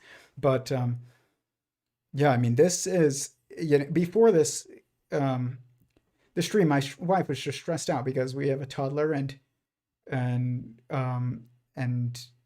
just life stresses that everybody experiences, and I could tell my wife was stressed, and it's part of the reason why I started the stream a little bit later than I wanted and that's not a bad thing. I'm not saying that as a complaint. I'm saying like it was not possible for me to just come in here and be like, okay, I don't care about how she's feeling. I'm just going to sit down and start streaming and have a great time. It's like, no, I had to, I could feel like how that she was stressed, and I felt bad about it. And even if you are upset with the person, like you live with them, so you have to deal with the way that they act given the feelings that they have. So like you will feel the effects. I've said this before, is like you can date and you can have a good day and your girlfriend can have a bad day, and you can go to your job and you could have a really bad day and your boss have a really good day. But if you are married and your spouse has a really bad day, you are not going to have a good day. And that's when I say like sentient singularity, I mean like unification of feeling. So while you might not think that it's a singular sentient being and that I'm picking this arbitrarily, you are either not married and you don't realize what that's really like yet. And you also haven't thought about the fact that like this is the replicative unit of people, and it's also the foundation of civilization, which leads to the assembly structures above us and eventually to the completion of the sentient cosmological verse that's playing out. So this is actually like a fundamentally important thing. It's a responsibility of everyone who is attracted to the opposite sex. If you're not, then you have specific responsibilities that would not conflict with that structure. It would, because you still benefit from existing in a society. So your responsibility is to like help do things that married people for some reason can't do, and also like that support the mission of families, and because that's what people are really like. It's not individuals, it's families. Everybody who is, even if you're not attracted to the opposite sex, you came from people who were,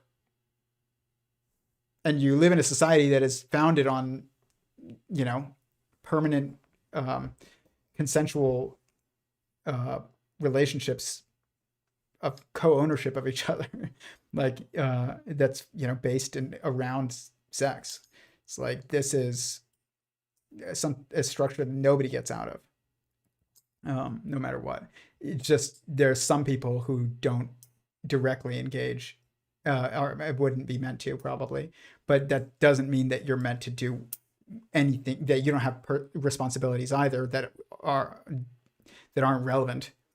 You still do, because everybody does. But it's wonderful. It's not a bad thing. It like lets you realize, like, good luck finding meaning, value from being the chair of the the physics department at UCLA. Do you think you're really going to care on your deathbed about like whether or not you were the chair of the physics department at UCLA? And if you do, it doesn't matter, because when you leave, guess what? They're going to get a new chair of the physics department at UCLA. You're going to be replaced. They'll put your picture on the wall, but nobody's going to care beyond that. And like nobody's going to feel it if they don't know you. How? And that's really what what like people want to, when we say we want to matter to people, like we want to impact the world or whatever, impact, which really means like other beings, in a generative and perpetual and permanent way. What we mean is we want them to feel our existence, like feel that we're here when we're here, and feel that we're gone when we're gone.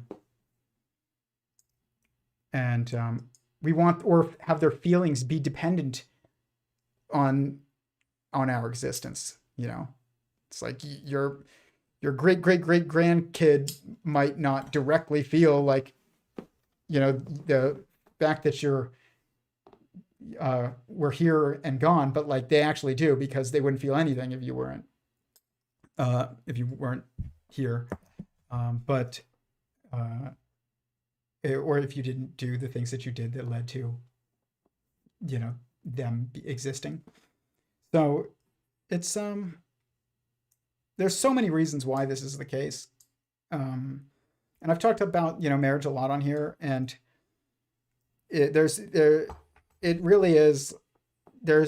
It's when it's a fundamental structure, it's important. It's not important, it's necessary, which means it is intrinsically tied to everything that matters.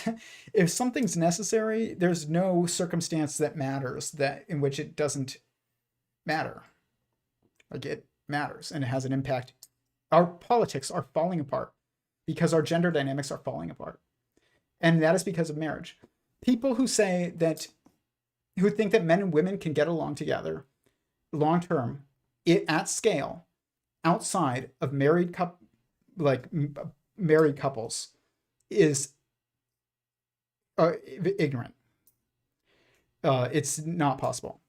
And it's not just men and women that can't get along. It's people that can't get along, but especially men and women, because your goals aren't aligned. Like, wow, and you're just different. You're totally different. Like, men and women are totally different. They're totally different. People are all the people, but men and women are totally different from each other by definition.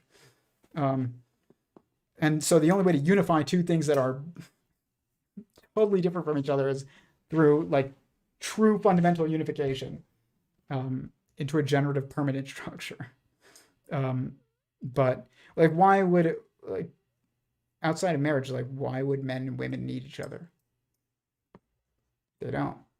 So you date and you hang out You sleep together, or you don't sleep, you have sex with each other, or you don't have sex with each other. I'm trying to be specific, and not specific, accurate. I'm trying to be accurate. But regardless, if it doesn't end in marriage, it means like the relationship was not, you didn't give each other. You used each other. That doesn't mean you weren't nice to each other. It means, though, that you didn't give each other. Your love was only when it was convenient. That's really what it means. People, it's funny because I used to say like a serious relationship is like a girlfriend and boyfriend, and long-term relationship. And we were serious. It's like, what does a serious mean? It was longer than a week, longer than a month. Did you have sex? Like, what is it serious? The reality is that there's permanent, which is serious, and not permanent, which is not serious. And that's it. Like sentient singularity theory, part of what it allows for is this taking of these arbitrary relativistic spectrums that we have for all these different things, and kind of breaks them into much more, I don't want to say objective, but defined, definite, and actually like useful categories, because it allows for degrees of freedom that allow for actual choice.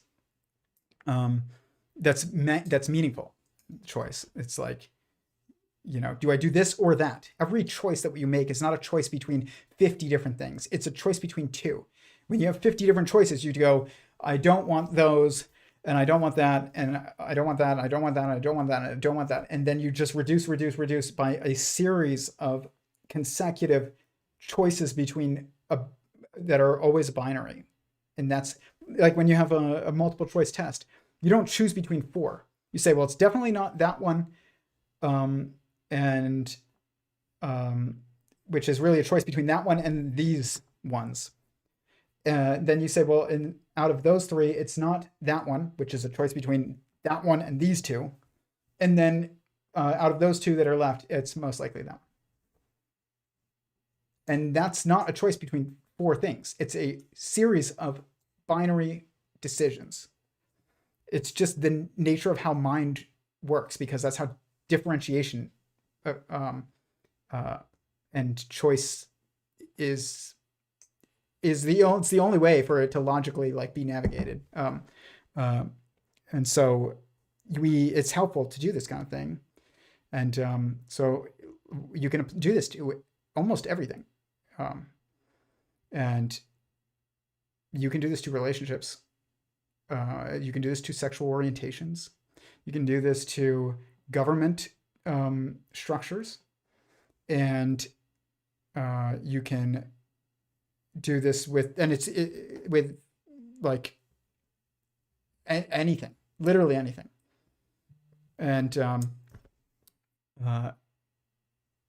it's like, how many different ways can you mix colors? It's like, well, actually 2. Like, depending, given a certain circumstance, like, are you additive mixing or are you subtractively mixing? But with additive mixing, you can only do red, yellow, and blue, or you can do cyan, yellow, and magenta. But they're both like choices. I mean, it's kind of a weird example, but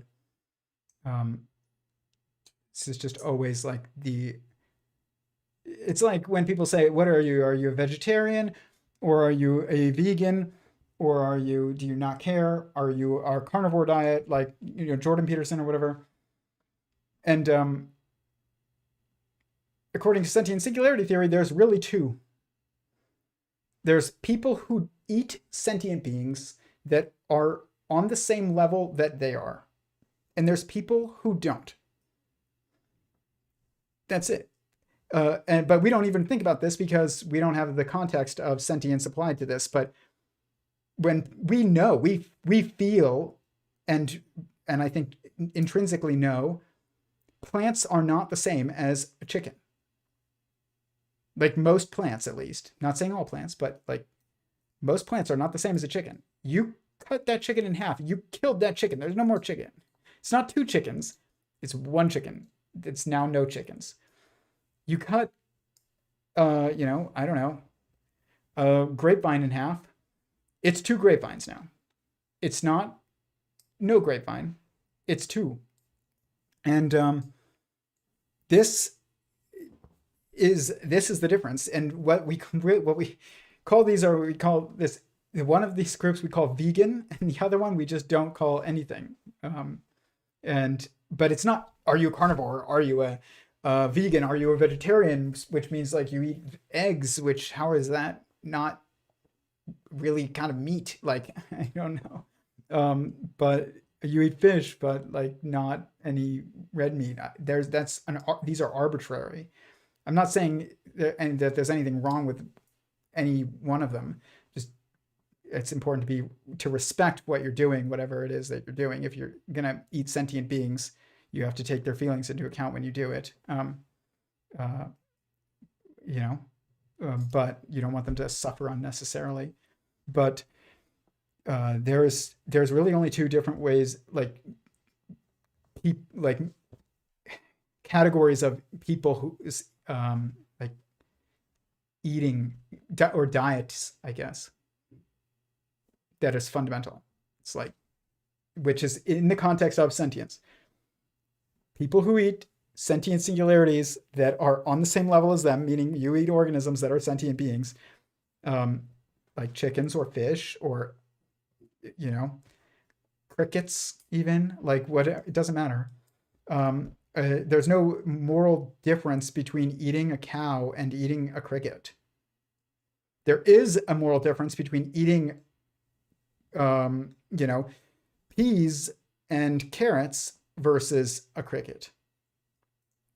And as far as like sentient, the implications of, your impact on that sentient being, that's really it. But you can do this with everything. It's not, straight and bisexual and gay and whatever else is out there that, you're only attracted to trees and somebody's only attracted to water bottles and somebody's, it doesn't matter. You're like, oh, I'm attracted to light bulbs and like the opposite sex. Okay, do we care that you're attracted to light bulbs? Is that relevant to the rest of us? No, it's not within the context of sentience. You're talking about a thing. You're not talking about a being that is, that is part of the greater replicative structure. But what it really is it's people who are attracted to the opposite sex and people who are not. That's it. That's not, that's like, those are the categories that matter. That's it. It's not this endless alphabet soup that people, complain about. That's just people talking about preferences and attractions. It's not the point. That's not orientation in the context of sentient beings, other sentient beings, and of yourself as a sentient being. You're just talking about like things that you like. That's it. That type of framework applies to everything. Which foods you like to eat, what, because of flavor, I like spicy food and I like sweets. Okay. But, that doesn't matter to like other sentient beings. It's not, the context of that is not sentience. When it comes to diet, what does matter in the context of sentience is, do you eat other sentient singularities that are on your level of the periodicity, meaning like other organisms that are sentient, or do you not? Which is really like vegans and everyone else, and that's it. And there's neither one of those is bad. Like I said, just respect what you're doing and respect that the context is other sentient beings, like your impact on other sentient beings. When you date, there's no all these different types of relationships and one night stands versus like a serious like long-term relationship. It's like, no, there's permanent, not permanent. There's relationships of convenience and relationships despite circumstantial inconvenience sometimes. Like in my vows to my wife at my wedding, which you can watch, is like linked. I recorded it and live streamed it. It's on my YouTube channel. You can watch it. And my wife and I also did a stream afterwards a little bit about what we learned after like a year of marriage or something. And one of the things I said is, I promise to love you even when I don't like you. Because sometimes you don't like the person, but you have to choose to love them. Even that's a permanent relationship. But if you don't like somebody anymore, like, and you're not married, why would you stay together? You don't. You fire the person because you don't like them, or because they're not pulling their weight right now, or whatever. Like, and you can replace them with someone else, or you find somebody who's better at their job, or prettier, or makes more money, whatever. Is nicer to you, fights with you less, maybe. Has better sex. I don't know. Whatever it is, like, that's all. They're all just using each other for things, not giving each other. You will never find, like, you will never have fulfillment of your feeling for and desire for fundamental, true, lasting value or meaning in those relationships that are about things. Like, oh, I like the way he treats me or she treats me. Okay, that's about things. Like, that's not actually about someone else. It's about you and what you like, the things you like. And that's not necessarily always bad. It just means, like, recognize what the relationship is, and that's what your expectations should be. And if you're employed by the park services and they fire you because, I don't know, even if it's wrongly, or I don't know what's wrongly or rightly. There is no wrongly or rightly at that point. It's like, maybe it was not the best decision for them to make, and maybe it was, but it doesn't matter, because, like, you're replaceable anyways. So it doesn't have a permanent impact on them. Like, they're not going to regret this forever. But you will regret your divorce forever. If you marry the wrong person, you will regret it forever. Not even marry the wrong person. If you, it's like marrying the wrong person and being a bad spouse. You will regret being a bad spouse forever. And if it leads to the demise of your marriage, you will regret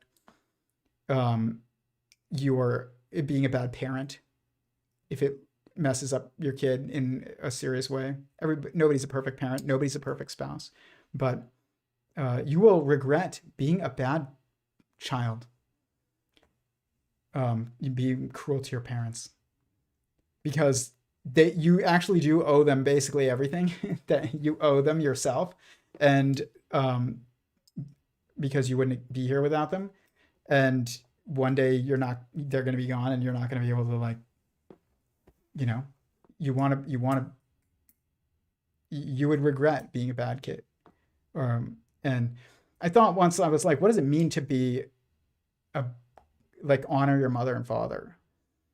And what I realized is what I think it can be summed up the most as succinctly that I've got so far is, it means you listen to your parents when you're young, usually, and you care for them when they're old. And when you think about it like that, it's like, this is a chain, man, and it is a permanent structure. It's not just about being a kid and, like, your parents tell you don't, to get good grades. So you're going to get good grades. It's like, no, you want to honor your parents' boundaries as best as possible, um, and at least respect them, enough to like give them serious consideration when you're young, and then um, you want to care for your parents when they're old. Because if you don't, like, you're gonna have to have specialization where you put them in a nursing home, and that's not a sustainable model. It's not economically efficient. Like multi-generational houses, when in some communities, it's like eventually you move out of your parents' house and you live nearby, ideally, which is not what I'm doing. So again, I'm not claiming to be perfect. I'm not. But uh, but then eventually they get old and they need you, and you move in with them, or they move in with you, or whatever. Or they move close to you, and you take care of them. And I told my wife, I was like, as long as our parents are, for the most part, like respectful of us, and our marriage and our home, like when they ever need to a place to live, when they get older and can't care for themselves anymore, any one of them can come and live with us. We will figure it out. And is that convenient? Absolutely not. Absolutely not. It's much more convenient to just, if you can afford it, especially pay like a nurse for them to live in like a nursing home, and then you can go visit them when it's convenient, and but it's like, this is not a sustainable model. And also, like, when you're a parent, you realize, like, you clean up every mess that they make, that your kid makes, and uh, and in every way that a kid can make a mess. And there are many ways infinite ways that a kid can make a mess, and uh, and it's never convenient to take care of like your kid. It almost never, but you do it, and it's like, if they did that for you, which if you're alive, they did that for you, even if you resent them for something, like if you're here, they did not fail. They might have failed sometimes, but they did not fail completely if you're here. Um, and they raised you. Like, if they abandoned you and then somebody else raised you, then that's a different thing. But like, whoever raised you didn't fail. But if they do that for you, then you should be willing to do that for them. Like, that's what it means to honor your mother and father. That's why it's on the side of the Ten Commandments, that has to do with respecting the structures above you, the sentient structures above you, the moral structures above you. It's not about just don't steal other people's things. Don't try and steal other people's wives. When it says do not covet your neighbor's wife, covet doesn't mean like think you don't look at your neighbor's wife and think that they're attractive. That's not what it means. It means like you see your neighbor's wife and you want your neighbor's wife, like, actually, and you are to the point where you're willing to try and get your neighbor's wife. That's what it means to covet. It's not like you shall not look at your neighbor's wife. You shall not find your neighbor's wife attractive. It's you shall not try and take the wife of another man. That's what the commandment is. And that's what I was talking about with marriage, is like, it's the beginning of the understanding of property and personal boundaries and individual rights of any kind. People that think marriage is like, oh, it's this oppressive system that like of ownership of women by men. No, it is a hierarchical relationship intrinsically because of the nature of men and women, but it is also an essential relationship to recognizing the sovereignty and the import of others and the importance of consent. Like, marriage, that's a true marriage, is a consensual marriage. It's not one that is forced. Then that's not a marriage. A marriage that is a true marriage is one that is chosen by the people who are in it, not just once, but every single day. that you stay married. Marriage is not a 1 day choice. It's a every day, every hour, every minute choice of your life that you have to continuously make. That's what it means to be part of like permanent relationship, a serious relationship. But I mean, isn't that? I hope this is interesting. I know it's veered off, but like sentient. This is what like these are just there's people ask like, what is the value of understanding any kind of fundamental theory? And I remember this physicist gave a talk it was a TED talk, and he was like, this is my theory of everything. And it unifies quantum mechanics and general relativity like this. And then he shows the math, and then nobody in the audience actually understands whether or not he actually was mathematically coherent or accurate at all. Like, nobody knows. And the rest of his peers aren't even trying to figure it out. And at the end, he says, now what? Nothing. Doesn't matter. If that's the result of your quest for a fundamental truth about the nature of reality, is that it doesn't have implications on you in every aspect of your existence, which means like everything, but through you, because it's a theory of everyone. If sentience is fundamental, and even if it's not, like, you would think that it would just have fundamental implications that transcend every field and subject, because it would. But if the result is then nothing, then you don't actually understand something. You're missing it.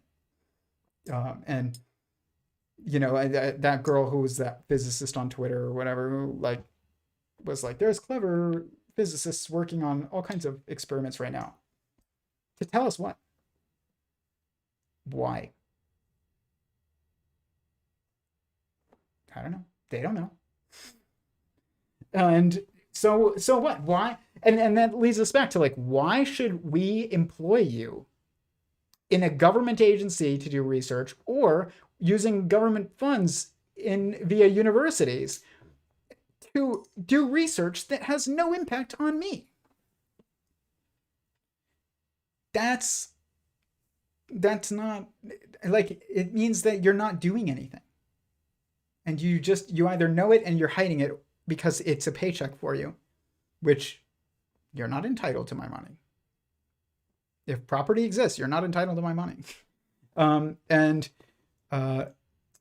Or you are so confused that you don't even realize that you don't understand your field, and you think that you do, and everybody else around you is so confused that they can't even call you on it either. And that is kind of the state of everything right now. Part of that is because, I mean, there's just like lots of reasons for it, but really fundamentally it's because we don't recognize the super obvious universal fundamental assumption as being what must be assumed to be fundamental. It's like, there's no way around that. You don't look out there to find out what is fundamental. Whatever your fundamental assumption is intrinsically, that is what you must assume to be fundamental in any understanding, any subject, any field. Yeah, it's through different means. It's not like through looking around. It's through, it's just through like an intrinsic, felt, known, not thought, known,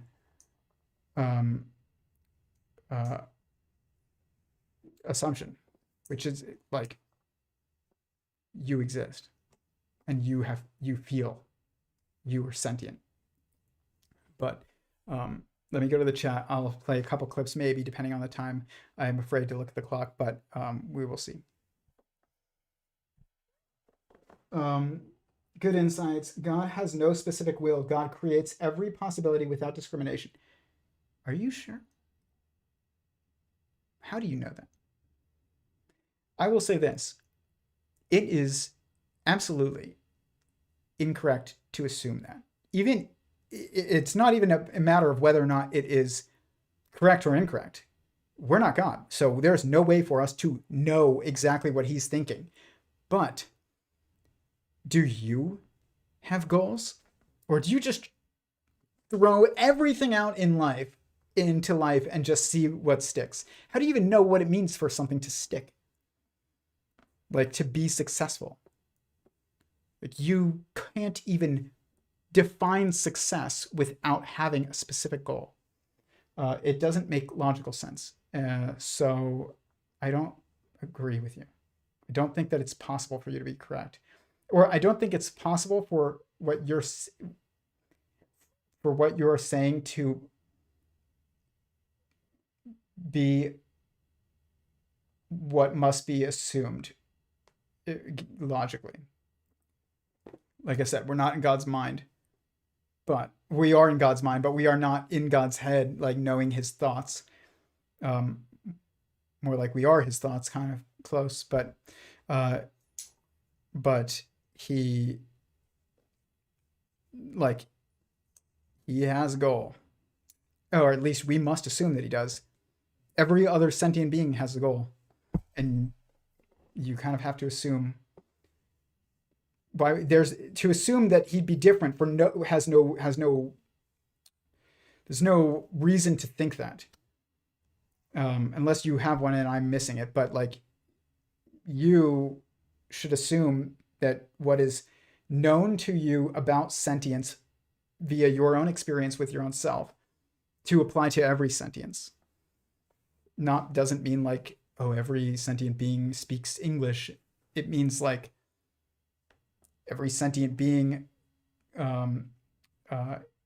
communicates. Every sentient being feels certain key feelings. Maybe you don't feel like a lack of meaning, like intrinsic, as easily. I don't know if you don't have the ability to abstract, but you just when you're just like sleeping, or not sleeping, but like trying to go to sleep, a lizard is probably not like contemplating his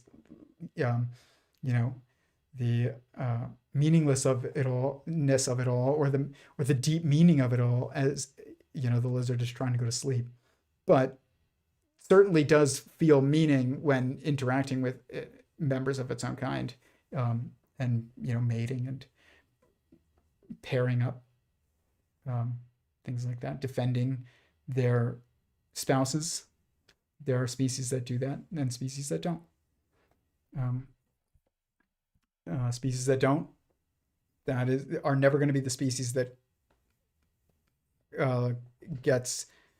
that could end up being the one that becomes like that assembles into the next sentient singularity above, because it has to be a species that accepts a bigger structure.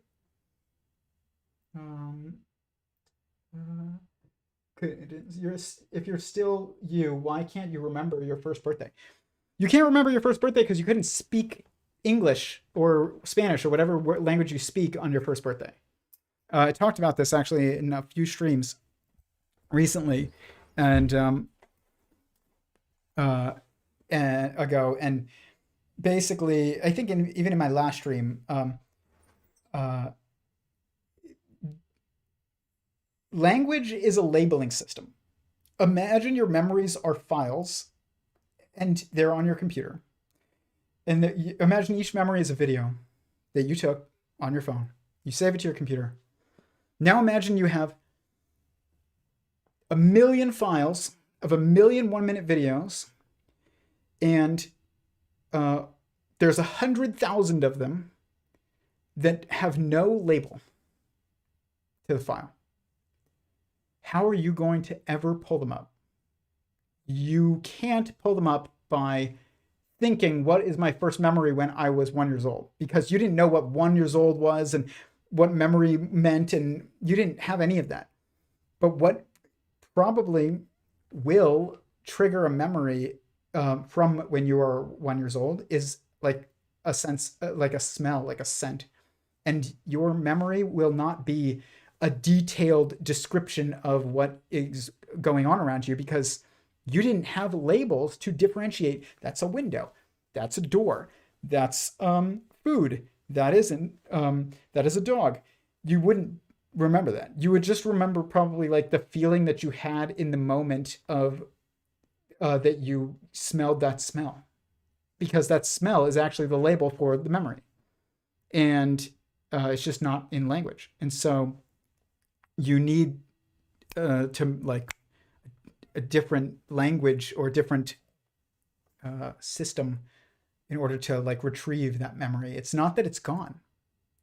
It's that you don't have the ability to search for it and reference it anymore, because you start speaking at around 3, and that's when you start remembering things long term, is because that's when you actually understand window, door, dog, soda, juice.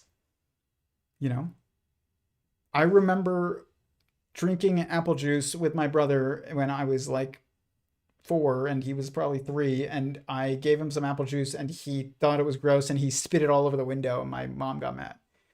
And like, I remember that because I knew what juice was, what apple juice was, and what a window was. And I understood that, like, you know, all these different things in this situation that come together and are actually a bunch of words that are basically like the file name for that memory. But if I didn't, I wouldn't remember it. It's not that I wouldn't remember it. I wouldn't be able to pull it up by thinking in terms of words. Here's an interesting example. I have this folder on my computer that I'm putting together of all these different moments of development of my daughter. From before she was even born, I have videos of her jumping while she's in the womb that are in this folder. Yeah, ultrasounds of her, live videos of her literally jumping and kicking her feet. And then all the way till now. And I'm going, eventually she's either going to, I'm going to turn it all into a video and do a stream about it. But once it's done, which it'll be done, I'm not sure yet, either when she says her name, like on command and knows what it means. Like when I can be like, where's Juliana? Who's Juliana? And she goes, you know, I'm Juliana. Like that is going to be probably either that's going to be the moment that I choose to end it, or and make the video, or it's going to be when she asks her first question, when she asks why for the first time, because those are like moments of you basically, those are two different moments that you could pick as like you are like actualized in a way that you have that is relevant to, you know, the social context that you exist in, which is necessary for you guys to care about it, or me to care about it, or anyone else. But and it's also like self-recognition of like a name. It's like language. That's her label for her. You don't even know your name for a while. My daughter knows her name now, but she's only said it like once or twice, and that was it. And it was in the same day, and she hasn't said it since. And I don't know if she like really understood what it meant. It's not just, she can't just say Juliana. I need to be like, who's Juliana? And she needs to be like, I'm Juliana. Like that's when you know, like she understands like her name. That's her label for herself. That's our label for her. But, and also like asking why for the first time is like the beginning of actual real constructive abstraction. And that's not something that you have always from the time you're born. It's something that develops as you develop the ability to have more degrees of freedom in your environment. But here, I'll show you this one video because this is a memory that I think that she actually has, and that she will never be able to pull up by thinking about the words that it involves. And I have it actually like documented here. Let me pull it up right now. So the context is she had just been born. She was weeks old, I think, and we went into a Nordstrom for the first time. It was one of her first days like out of the house. And as soon as we walked in, you can smell the perfume in Nordstrom. Like as soon as you walk in, it's like, it's unlike walking into anywhere else. Like, if you've never been in a department store before and then you walk into a department store, it's like, what the heck is that smell? Like, it's just overwhelming and it's very specific. So she makes this hilarious face though, because you can tell like she's like really overwhelmed by the circumstances, and she can't see anything that's overwhelming because she's just in a bassinet looking up at our faces, which she sees every day. Which means it's the sense of smell that's like really overwhelming. Where is it? But her face is so funny in it. But I bet you that if she smelled this smell in the future, it will trigger the memory of the feeling that she felt in the moment. She won't be like, oh, now I remember going to Nordstrom. She doesn't know what Nordstrom is. Why would she remember going into Nordstrom? What she'll remember is the feeling that she felt when she smelled that smell. And I am having this happen now that I have a kid, where like you'll smell like, I don't know, some baby product, like baby lotion or baby like body wash or whatever. And it's like triggers feelings for you. And that's all it does. But that's what that really is that is a memory being recalled. There's nothing else to recall. You don't have the categorization and understanding to differentiate between objects. How would you'd be like, there's the window and there's the door and there's the wall. You don't even know what a window and a door and a wall is yet. You can't even walk. You're not restricted by windows and doors and walls. You're restricted by the fact that you can't move yourself around, and only your parents can move you around. Like, and you can't even tell them where to move you. You just are along for the ride. Why would you remember, oh, now I remember I was in Nordstrom and, there was fluorescent lights above me. And it's like, no.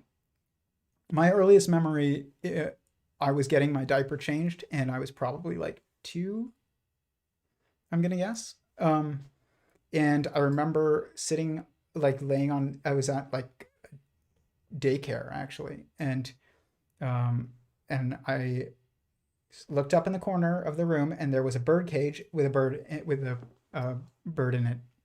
It was a parakeet.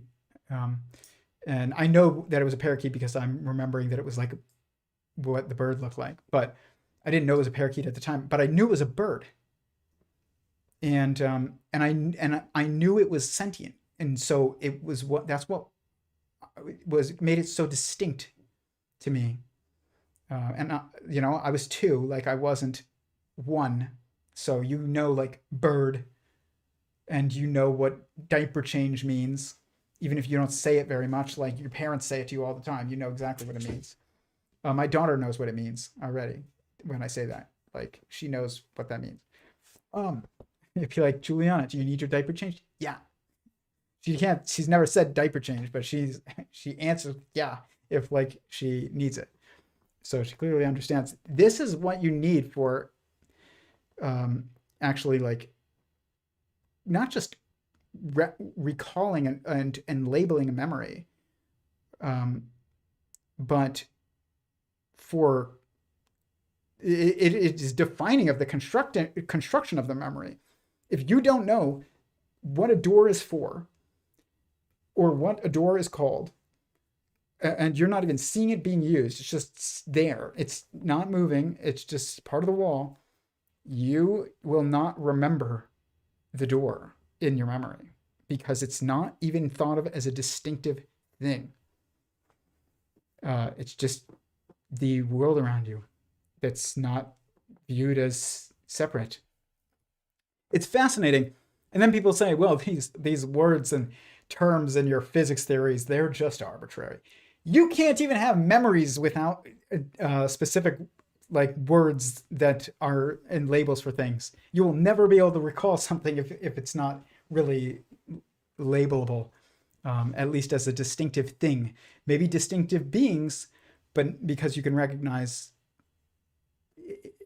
usually like intuitively and things that appear sentient. But but I do wonder that because I do this puppet show for my daughter at night, and I wonder if she like realizes that it's like not sentient. My hand is like not sentient. This is like one of them.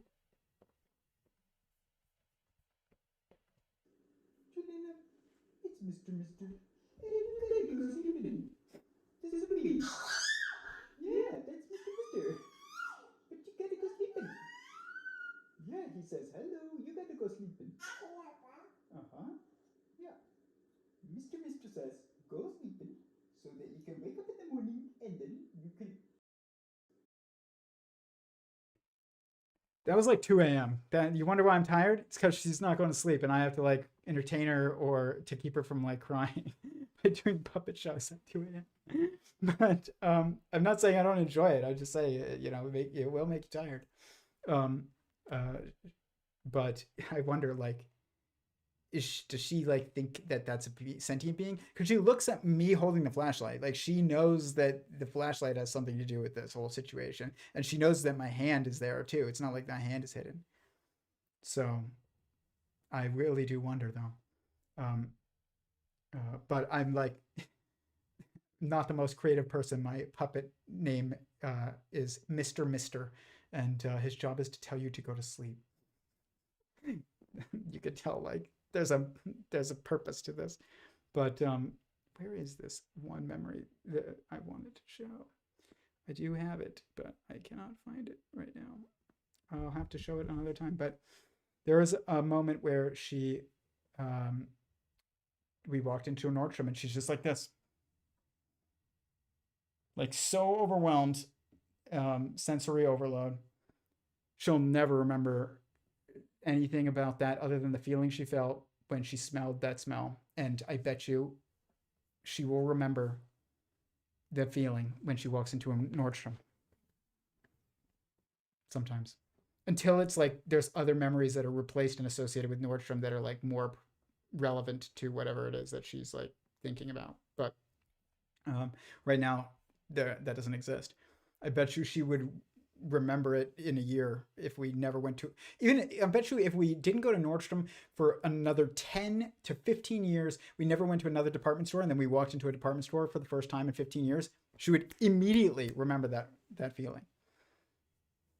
It's only if she goes in a bunch of other times in between where like it becomes more relevant. Experiences are associated with that smell. They take like those files get put on the top of the stack. Oh, here it is. This is it. I found it.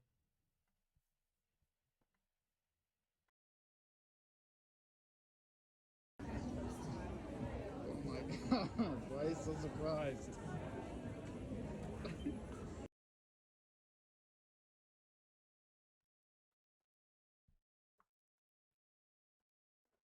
I hope that makes some sense. But this video is going to be fascinating that I'm putting together eventually. It's amazing what a phone can do. It can allow you to record so much. Like you had to put people together for family photos when I was a kid and then take a picture with film. Like the candid pictures were like accidental photos that you shouldn't have taken and wasted film on. Now my wife probably takes 50 photos and videos of my daughter every day, and I probably take 10 every day. Like that's a life documented. It's kind of crazy. But let me see the chat. I'd say it's time for individuals to get woke and take care of their own needs. Good luck with that. I'm not saying you don't do that, but I'm just saying some of your needs cannot be taken care of by you. A lot of them can. I'm an advocate for that. I Guys, I carry a Leatherman everywhere I go. Uh, I was at an event and a woman was washing her hands and she accidentally dropped her wedding ring down the drain, and nobody had the ability to take the plumbing apart and get it. They would have had to call a plumber the next day or whatever, because I mean it was late at night. I was literally called the hero every time I showed up to an event at this place. After that, if she was there, she would be like, "Oh, there's the hero." So I saved her wedding ring. I didn't. I mean, they could have gotten it, but it would have had to wait days, and hoped that nobody else like ran the water or whatever that and pushed it down the drain. But I carry this every day. I carry my phone like everybody. I carry a flashlight every day, and it's not just, it's way more like useful than the one on your phone. Like this is like it's that wasn't a glitch.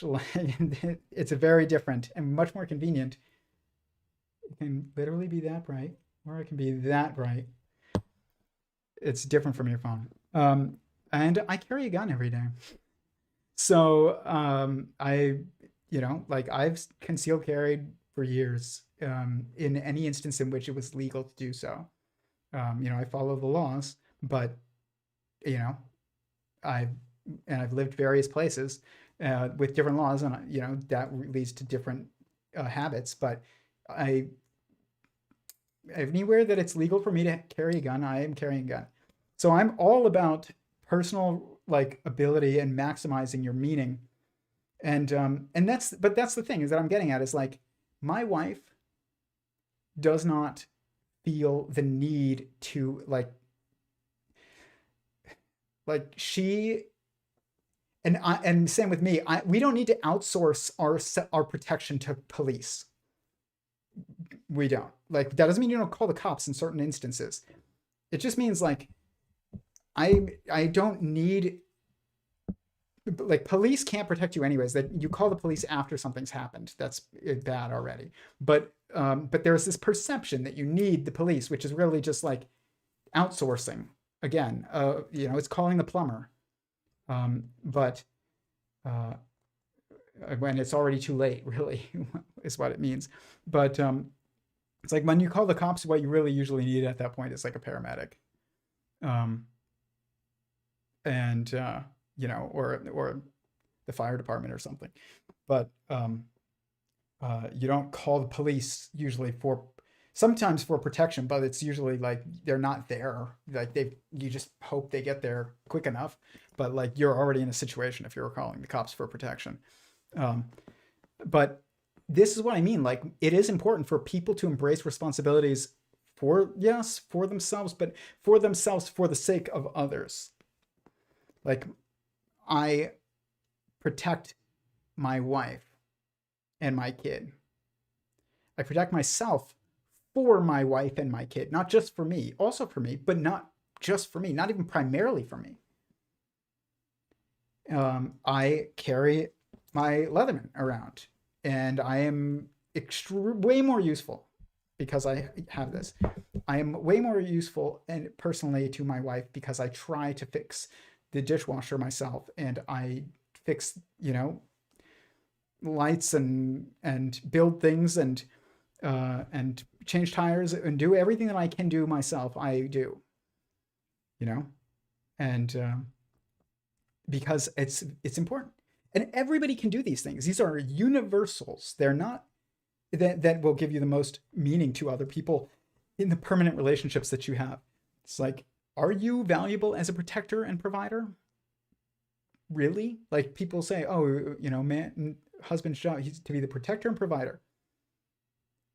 Are you gonna be the best protector and provider that you can be, or are they gonna kind of see that you aren't actually valuable for that, and so might as well get divorced and call the cops whenever they're scared, instead of being like, husband, I heard something,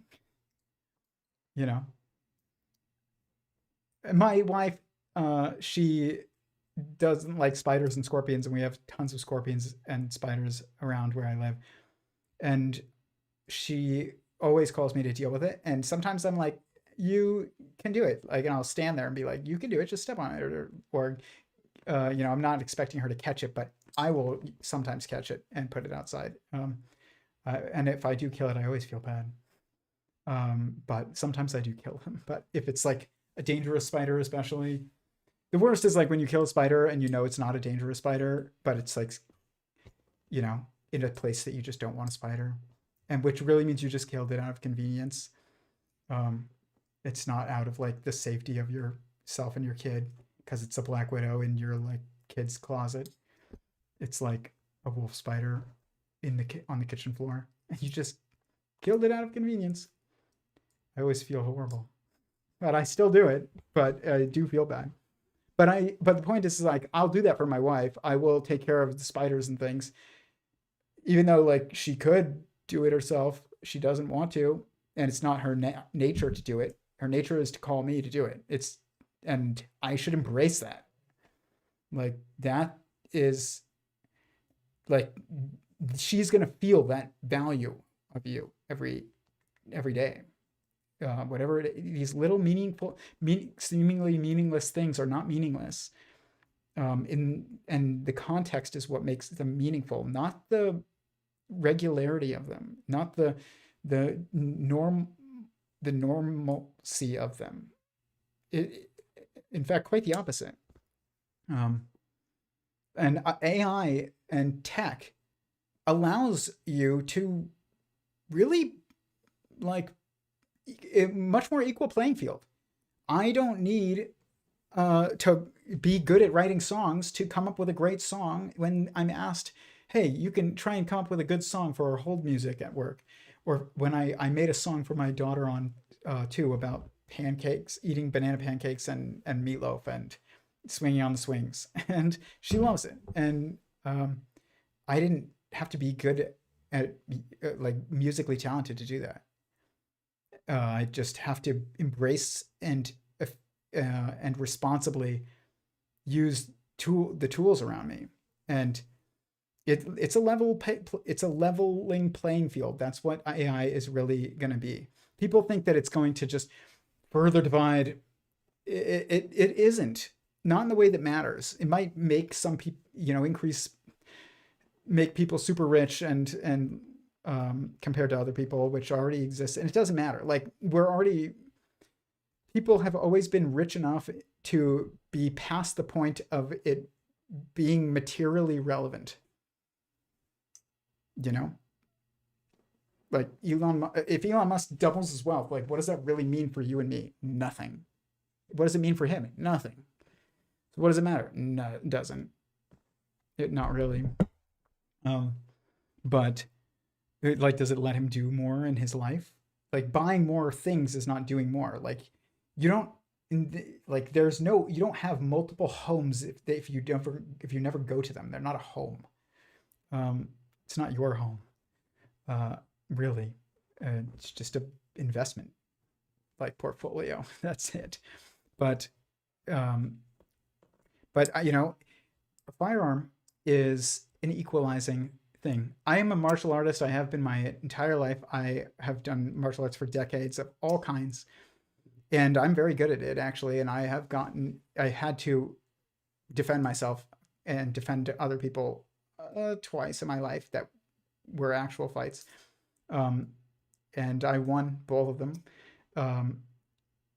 But I also know, because I am a martial artist, that like there's a limit to my power because I'm not the fastest and strongest and tallest person out there and most trained.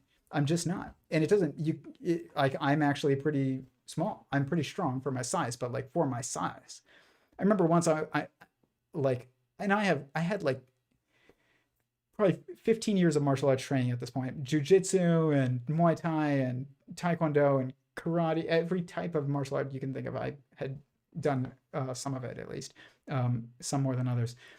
And I remember I jumped on the back of, we were just messing around, and like it was like a group of us, and I had said something about like kicking our friend's ass or something, and he literally played I think he got into the NFL. I'm not exaggerating. He played for the U of A football team, and I think he actually went to the the NFL for a short period of time. Wasn't like super famous or anything, but played in the NFL. And I jumped on his back, and every other friend of mine, like they couldn't have easily get me off, even if they were bigger than me. He literally just took me, reaches behind me, and just goes boom, flips me over his entire body as if I was a rag doll. It was like nothing. And so martial arts is limited. If you have a firearm, it is an equal playing field, other than just like who's more trained, I guess. But like you can change that that is much more even field. Same thing with ChatGPT now. You don't have to be the best coder if like ChatGPT is good at coding. You just have to get a good idea and have the right intention with your goal, with the tool. Like this is like the tools around you that including AI, especially AI, but including AI. And I think every tool is important. It is important that people, especially men, carry a knife on them every day, not for self-defense. It's not a self-defense tool. This is a like tool to build things and fix things. Don't ever use a knife for self-defense. Like it's a horrible idea. Nobody feels getting stabbed in a fight. So like, you know, you can have it taken from you, or you've escalated any fight into a deadly situation if you pull a knife, and even if somebody else has a knife, you'd still not want a knife. Like you'd want both open hands to be able to like try and get the knife away from them. Like there's almost no situation in which a knife is ideal. It's like very specific situations in which a knife is an ideal self-defense tool, and it's not like a little knife like this. You will not feel getting stabbed in a fight. Nobody does. So it's not like, oh, I stabbed them and they ran away. No, they won't even feel it. Anybody who's been stabbed knows you don't feel it until like an hour later, when your adrenaline's come back down and you just realize you're like bleeding everywhere. But this is just a tool for fixing things. Pliers. This is a Leatherman scale tool. This is the one I recommend. I carried it for 15 years, probably. And it's got a screwdriver on it. It's just so useful. It's insane. And I fixed my dishwasher with it. And like this, if you want a good self-defense tool and you don't want a gun, that's much better. A flashlight is probably the second best self-defense tool that you can get. Probably better than mace or pepper spray and maybe even a taser. But because it helps you avoid and be aware of a dangerous situation even before it's escalated, and you can change how much you want to see, and then if you want them to not see, then you can blind them and make it so that they don't see, and then you can run away. And like it gives you a second, a few seconds actually, and then again, if you're gonna be responsible and trained with it, and this is the same thing with AI. Like, you can use any of these tools for destruction, and you can use any tool for construction and to help others and yourself. And you want your existence to be a help to others, even just like by you existing. Like me defending myself isn't just about me defending myself. Even if my family isn't around, it's about defending myself for the sake of being around for my family. It's like, that's much better than, oh, I'm defending myself so that I can, it's just for the sake of me. That's actually meaningless. It doesn't seem like it.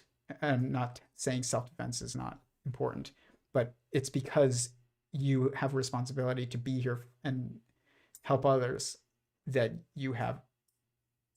That's what provides meaning. You have no responsibility to continue to exist if like nobody else matters. Like you don't even owe God if nobody else matters, but you do owe God because he put you here, and so now you owe him.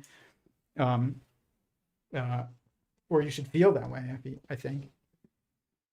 to just, help him in the accomplishment of his goals. Which one of his goals is to have you be alive. Otherwise, you wouldn't be here. So it's just important to think about, like, the context of these things is always sentience. And it changes how you think about it. It's like, I have to be here because I have to take care of myself, not for the sake of myself, but for the sake of my kids and my wife.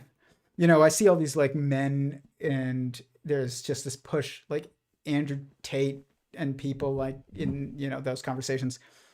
And not saying there's no value to those people. There clearly is, otherwise they wouldn't be here. But the self-centeredness of the narrative is not actually constructive or mature or true. When people say things like, men need to lift weights, you need to get in good shape, I don't disagree with that, but the question is why? Like, you should be in good shape for a reason, not for the sake of like just looking impressive to people or even feeling good for the sake of yourself. Like, you owe other beings, including your own selves, including God, including your future spouse, and your current spouse, or your future kids, or your current kids, or your parents who will need you one day. You owe them to take care of yourself more than yourself. That's why buying things doesn't make you feel like a meaningful life. If doing things for yourself made you feel meaningful, then buying a bunch of things that you like would make you have a meaningful life. I know I like things, like I have literally meaningless things that I just like. Like, there's model planes over there, guys. Like, there's no use to those beyond I just like them, and it's fine. But it doesn't give me meaning because I have model planes or a model car or a real car. I have a McLaren F1, a model of a McLaren F1 over there, like tiny one. It's my favorite car. It's like $25 million. It doesn't make me feel, getting the actual car, buying an actual McLaren F1 would not give you any more meaning in your life than buying the 2-inch long model that I have over there. It might be more enjoyable in the moment. Of course it would. I want one. But, Patreon below, I need a lot of people patrons in order to afford a $25 million car. But it's not going to give you any meaning added. But carrying a tool and using it responsibly to help others will actually increase your meaning, not like make you feel good. Sometimes being meaningful doesn't feel good. Sometimes you're like, I don't want to be around my spouse, or I'm really tired and my kid is just screaming, but like, I'm going to take care of them anyways. And it's like, that's not an enjoyable moment, but it is one that gives you a sense of meaning because it is meaningful. It's just important to think about. If your consciousness was somehow transferred into, into a new body, would you still be you? This is the best question in the world, I think. That I don't have an answer on, but I think it's the best question to ask. If you got a brain, and I talk about it on this channel a lot, if you got a brain transplant, I don't even want to say that. If you had two bodies, two people and two bodies, and you took their brains out and you swapped them, what would happen? Would the consciousness would they switch bodies, or would they just switch, like, would they switch would they get the rest of your body, but not, and keep their brain, which is all part of the body, by the way, like, it's not, or would you just get like a new brain, like a heart transplant? Like, maybe your IQ drops a bit, maybe it goes up a bit, Maybe you have talents that that things that you're specifically talented at now that you weren't before. Tastes maybe change, like whether or not you like bitter things versus sweet things. You know, like your uh, quickness to anger, or like you know, how much sleep you need. Like maybe those things change when you do a brain transplant, but like not you. Is the question is a brain transplant a consciousness transplant or not? I think no, but there's a problem with this because it means like there is people will say, well, where's the mind then? You know, isn't it embodied in the body? And the thing is that I think that there's gonna, and this is like what I think that the answer is actually not one of there. The true answer is not one or the other. It's not going to be, oh, it's a swapping brains swaps consciousness, or swapping brains just swaps mental abilities a bit. That's not what I think. Neither one of those is the answer. The continuity of someone is the continuity of will. And that, and I'm not claiming to fully understand this yet, but I've given it tons of thought. And I don't think, I think that it is inevitable that will will have something to do with the results of that. And it's either that or that the will of the person doing the swapping of these body parts will matter in the outcome, or there's just no way to do this, and it just will always result in the death of the individual. But I actually, because the brain is the physically perceived entanglement point of information processing, of embodied information processing. It's like the knot. It's like the center of the knot. It's like, can you remove the center of the knot and replace it with a different center and keep the knot? Or will it always lead to the death of the being? It's going to be one of those two as an answer, I think. It's not going to be one of, oh, you swap bodies or you swap minds. Neither one, I don't think. It's going to be like, oh, it matters. The result, whether or not you swap bodies or swap minds, will matter dependent upon the will and intention of the being that's swapping the parts, or it will be that this is just an impossible thing to do because of it's the center of the knot. With that, as far as like its integration into the world, which is, you know, perceived as physical structures, because that's information that is not restricted to within you.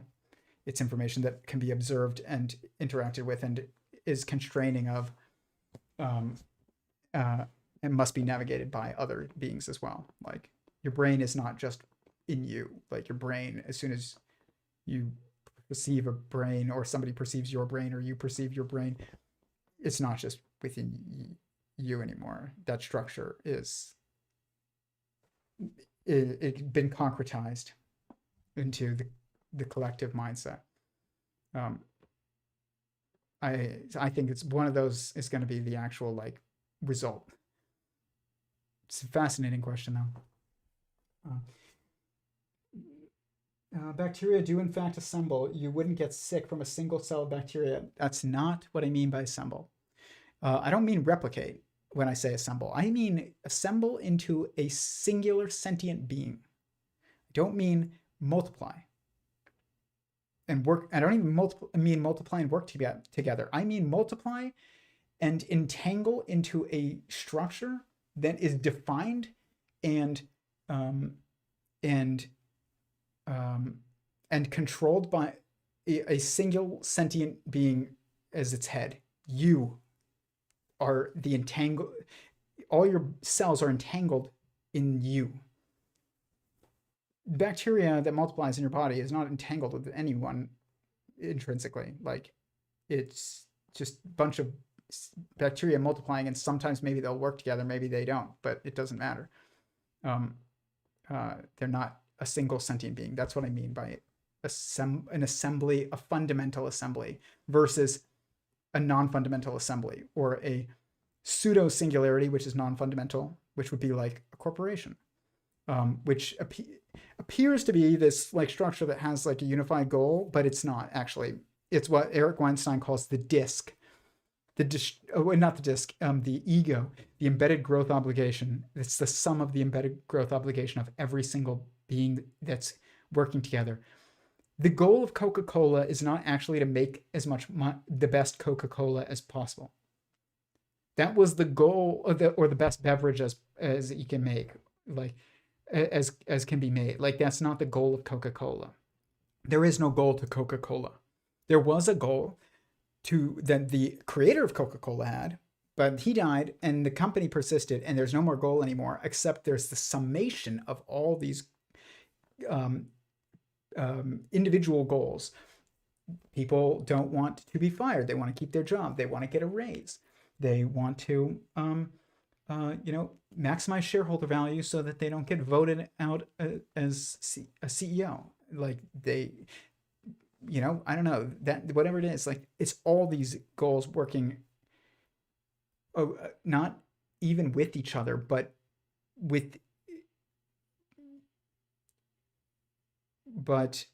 around each other. There is no goal to any government. There is a goal that people have, and we try and define a goal for a government, but like the government does not have a goal. It's like, what does the government want? The government doesn't want anything. Trump wants this, and the guy from the Forest Service wants that, and the cop down the street wants that, and that general over there, he wants that. And they could be aligned and they could not, and it doesn't matter. Like it could matter in their interaction, but like still, who is the government? That's the question. There is no who to the government. There's no who to Coca-Cola.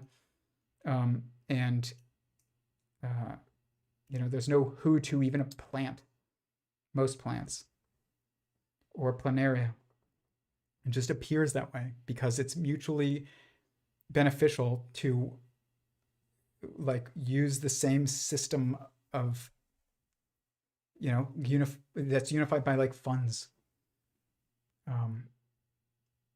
It's like we're all drinking from the same water hole, or we're eating the same, from the same tree, but like that's what's unifying us. That's it. So yeah, we all want the tree to grow, but like that's the extent of our goals. This is why a company breaks down when I'm not gonna like, this isn't a criticism of them specifically, so I will use them as an example. When I was working for PragerU, I saw this organization that when I started, I shared a desk with my boss, not an office, a desk. Our office was in the office, was in basically a closet that we rented from another nonprofit organization. We didn't even have an office. It was a very, very small group. We all spoke with each other every day about everything, and we understood what was going on entirely. It makes startups very, very competent because everybody's aware of everything, and they all have a specific goal that's usually very highly aligned, because otherwise, why would you're working for a startup that has like a specific mission. It's how they outcompete like big companies, startups. And then eventually I worked with this organization and helped grow it to what it is now. And it's like, enormous, and it has basically a campus, and, probably 100 people or more that work for them now. It's like less than 20 people when I started, or something crazy. And we were all in like a closet that we were renting. Then we got an office and that we rented.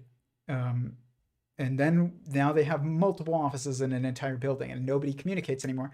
But I saw the impact of that, and it turned the organization from something that was highly competent in achieving a goal that most of us had like agreed on and shared to an organization that was beholden to views and clicks and donations. It wasn't that those things were the result of them working towards a goal; they were the goal. And anything that I realized we couldn't change, we couldn't adapt anymore, even if everybody agreed privately like that, like this was, that something was the way that it should was, or that we should change something. It never happened anymore. And I really sat there and thought about it, and I was like, what is it that causes this? And what it is that when the people at the top and the people at the bottom are not aware of the same things, then, and not communicating with each other directly, it will destroy it. It only harms the organization if it has a goal that's specific beyond like a general goal like revenue.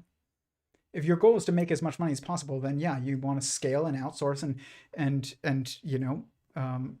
you can't, Jeff Bezos can't talk to the people packing, every single person packing boxes across the entire world. Like, he can't.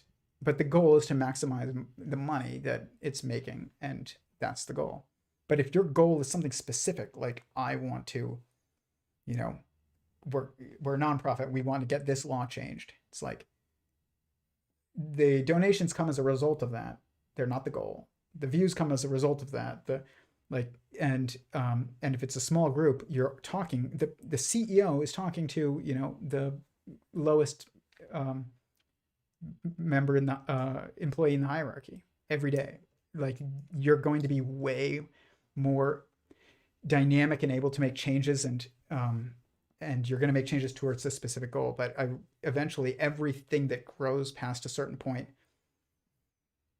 and it's not a specific point, it's any point in which the people at the top and the people at the bottom are no longer communicating, and the goal has now shifted to maximize influence, maximize revenue, maximize views, maximize clicks, whatever it is, just maximize, instead of like a specifically like more achievable defined goal. Then you lose the organization loses the ability to adapt completely. Coca-Cola cannot adapt. Planaria worms cannot adapt. They can like kind of make like maneuver, but like really they don't adapt in a preemptive way. It's like a responsive way, and that's it, which isn't actually the expression of agency. Even if, which a startup is not an agent, but it's such a small group that the agents within it are actually still in control. Tim Cook is not in control of Apple. Steve Jobs was. Why? What has Apple done since Steve Jobs? Nothing. It's just made things better, and some things better and some things worse. And the reason why is because, yeah, we're making technological progress, make faster processors, better screens, better cameras, whatever. But then they make the operating system worse because you can only optimize it to a certain point. And then still, though, there's somebody who works there who has a position, and that position is to design the user interface and the operating system and the apps and the widgets and everything, and they need to justify their job at some point, which means they need to answer an email or a question that says, what did you do last week? And if that's the case, then they have to do something last week. And if you've already made something as good as it can be, all you can do from there in order to do something and to justify your job is actually make a shittier product. And that's what, Google has become a worse search engine. Apple's interface has gotten worse. This is just true for all kinds of things. And then they'll make it worse and they'll make it better again.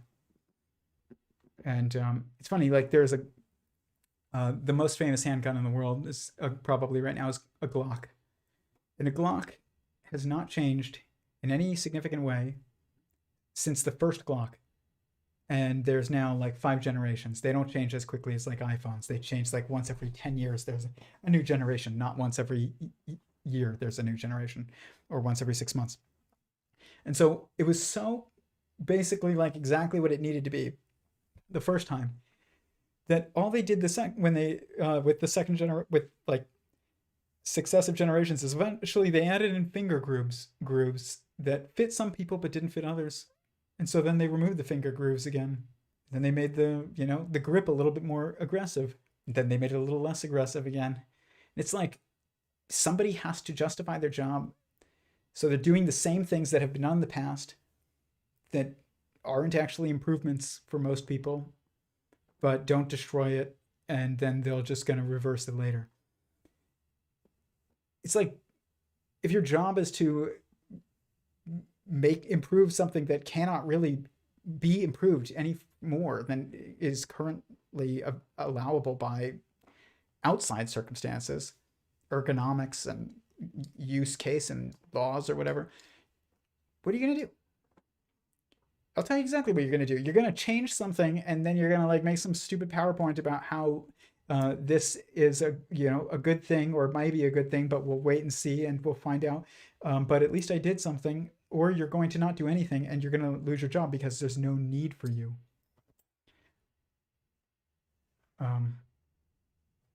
But companies will always, they're not going to try and be stagnant either, because they're looking at competition and they're like, well, other people are making changes, so we got to keep interest. So eventually we got to make changes. So we got to hire somebody to do a job that's not necessary.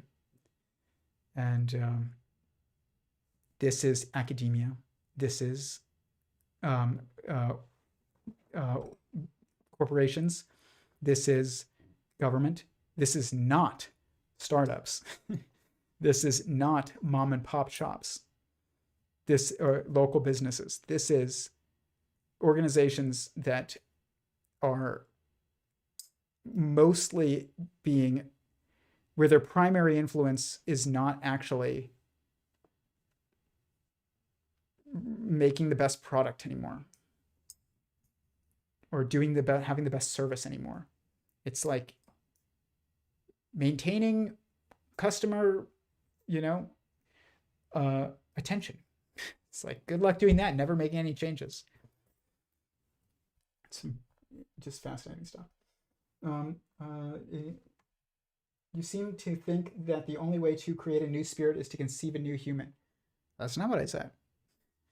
But I'm just saying that it's a way. It's probably the easiest way. If you know of other ways, tell me. I'm not saying there aren't. I'm just saying, like, I don't think it's the easiest way. I tend to eat a sentience that are above my level on the consciousness hierarchy. Good luck. I'm not even going to say good luck. You will fail. You cannot succeed at that. It's an interesting proposition, but imagine your cell decides to eat you. We call that cancer. And guess what? If the being above you catches on to you being like that before you can kill it, which will destroy you too, it's going to cut you out, because it has to. If I find cancer, melanoma or something like that, before it's, inoperable, oh, I'm cutting it out. And you know what that cancer is trying to do? It's trying to eat me. Like, you might be saying it as a joke, but like, it's not. If it's not a joke, it's you cannot win at that at all. It's just impossible.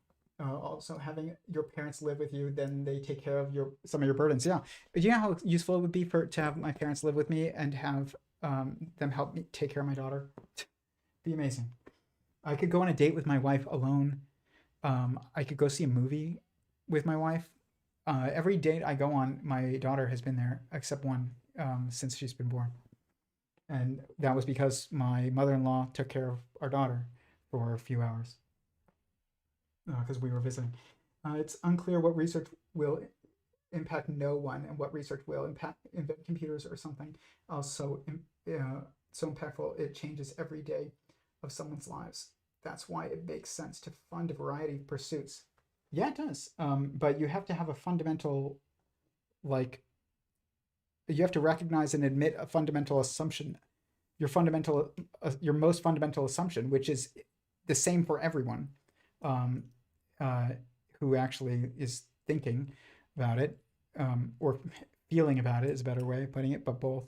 Um, and you, um, like, in order to even like start thinking about what you should do and what the goal should be of these things, you shouldn't be funding things that you don't think will be able to impact anyone. This is like when people say, like, research into which theories should we fund? Definitely give the most funding to the ones first that seem like they have the most chance of actually impacting people's lives positively. If you have no idea what the impact will be, it's not the priority to fund. Even if it's right, it doesn't matter. You have to fund things that have apparent value, not could have value. Anything could have value. Pouring Windex on a rock for 20 years in a row without stopping might have value, but like, is it likely? Does it seem to be like it would, that, is there apparent value already there? And I don't even want to say, is it likely? Does it appear that that value is likely there? No. And if that's the case, no funding, no public funds. Like, you can fund it yourself if you want. Right now we fund things based on like which university is employing the creator of it, and that's this stuff like that. But it's like, that's not how we should be funding things. It's like there's no thought about the value of string theory at all that I've ever heard that's convincing, even to the people who do it. There's like, what is the point of CERN? Oh, then we will perceive the Higgs. Was that, I mean, if let's assume that they actually did perceive like a fundamental particle called the Higgs. I've talked about what that could even mean at that before, but that's not even as understood as people assume, because we don't know what particles are. You need a fundamental metaphysical framework to actually even make a proposal about what particles are. And you can't say they're an excitation of a fiber bundle. That's like saying like a car is something that moves. It's like, I don't know, it's just like it's something that's like more obviously observable, but isn't actually defining of in any way that's like relevant. It's like once I said that my periodicity of sentience that I showed earlier, I think that it actually bought periodicity in mathematics. This is my proposal, my theory. I think this is true. I don't know, but I think so. I think bond periodicity in mathematics is the mathematical description of this process, at least. Maybe other processes as well, but of this process, at least, of the scaling of sentience. Bond periodicity is, and I said this, and a math PhD student told me that I didn't know what I was talking about, and he wanted to school me in front of like everybody in a Discord. And he said, you don't know what it, it's not what, you don't know what it is actually. What it is it's a series of loop spaces. And I was like, yeah, I know. That like is actually supportive of, it seems aligned with like what I'm trying to say. It's like loops within loops of what? Of information, obviously, in some way that's coherent. What is that? I don't know, like will, informed beings, like information informs, like that's what it does. There's a coherent information structure, and it's composed of a series of loops within loops. That's according to like a 7 or 8 fold periodic pattern. that it's nested. That's exactly what I'm describing.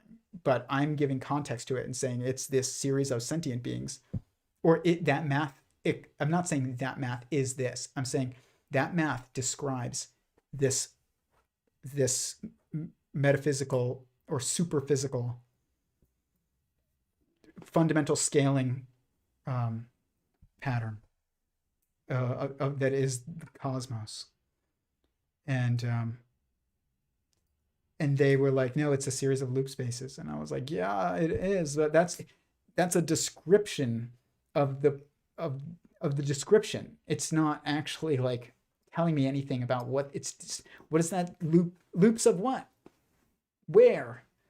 And this guy stopped us, and he butted in from the audience, and he was like, whoa. Okay, it's clear that Tyler, he might be right, he might be wrong, but it's also clear that so-and-so, math PhD over there, he actually doesn't know at all what Bott periodicity is. He's just memorized the equations. Fact.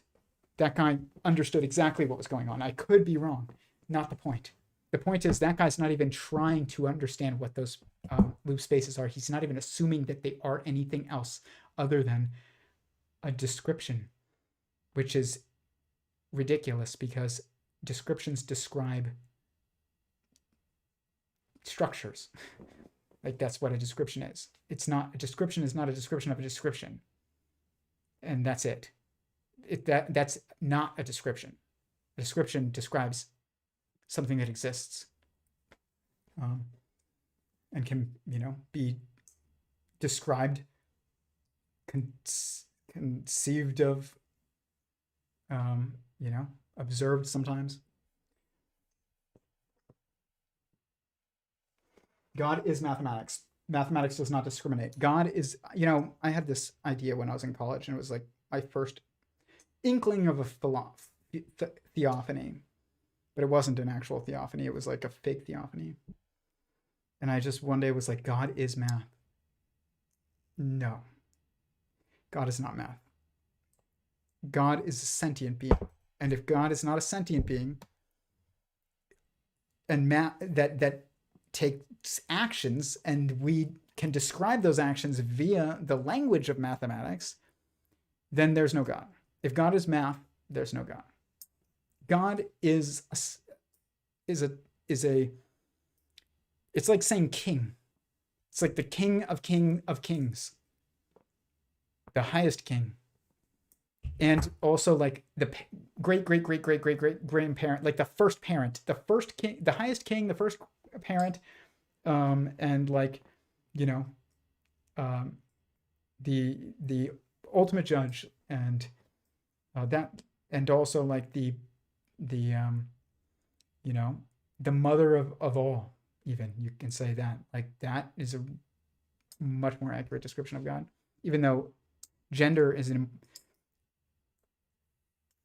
there are super physical traits that God has, since God has the ability to make other sentient beings within himself. That's actually like aligned with females, like physically, but God's mentality and our relationship with, I say him because him implies like he's above me. Gender does have an intrinsic hierarchical nature to it, and that's fine. It's a good thing. If there's no hierarchy, then there's no meaning. So it's not bad. But this, like, when I say him, it's not that he's male, like, or human male. I'm saying God is masculine in mentality, kind of feminine super physically, you could say, because he's making life within himself. I can't do that. But also like not a reactive being, an active being, which is a masculine. So you could almost say like God has a almost like a female body, and from an organism type perspective, not like human, like kind of like more female, a body that's more similar to like what we observe in females in abilities, and then but a mind that is more male. It's interesting.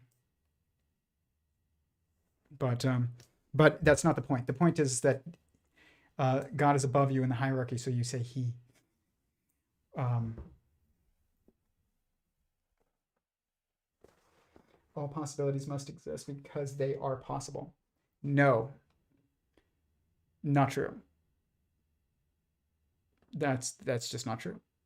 That's like an assumption that almost has like a, it's just not true.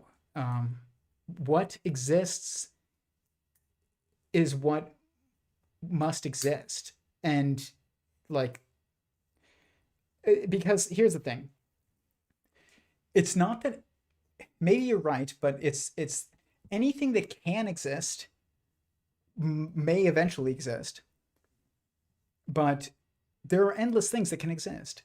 And um and that doesn't mean there's also not limits within categories. There are, but you know, you can, how many shades of green are there? Endless shades of green. It's like, but how many colors can there be? There's a set amount of colors that can exist. Um, and they would be like, there's only 3 primary and 3 secondary colors that can exist. And that's because of the structure of our minds. So I'm not saying that you're wrong, but I'm saying that usually when people say that, the perspective that they have in their mind is not an accurate one, because it's one without limit. And there is infinite growth, but it's like there's only a finite amount of different kinds of beings and different kinds of uh, like things that can exist. So there you can make infinitely an infinite amount of different people, always, because everything about someone's circumstance says prior to them being born, and you know, their lineage and history and the experiences of their, you know, ancestors, and also their experiences once they're born. All of these things change us. And there's also infinite, if there's infinite people that can be made, then there's infinite possibilities of you know, different what's it called, like combinations of people that you can make. But how many races or like phenotypes, I don't want to say races because I think that word race is actually like totally misleading, but how many different phenotypes of people can you really have?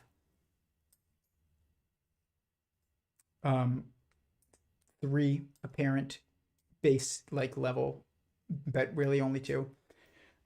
This is true everywhere, actually. Look at wolves.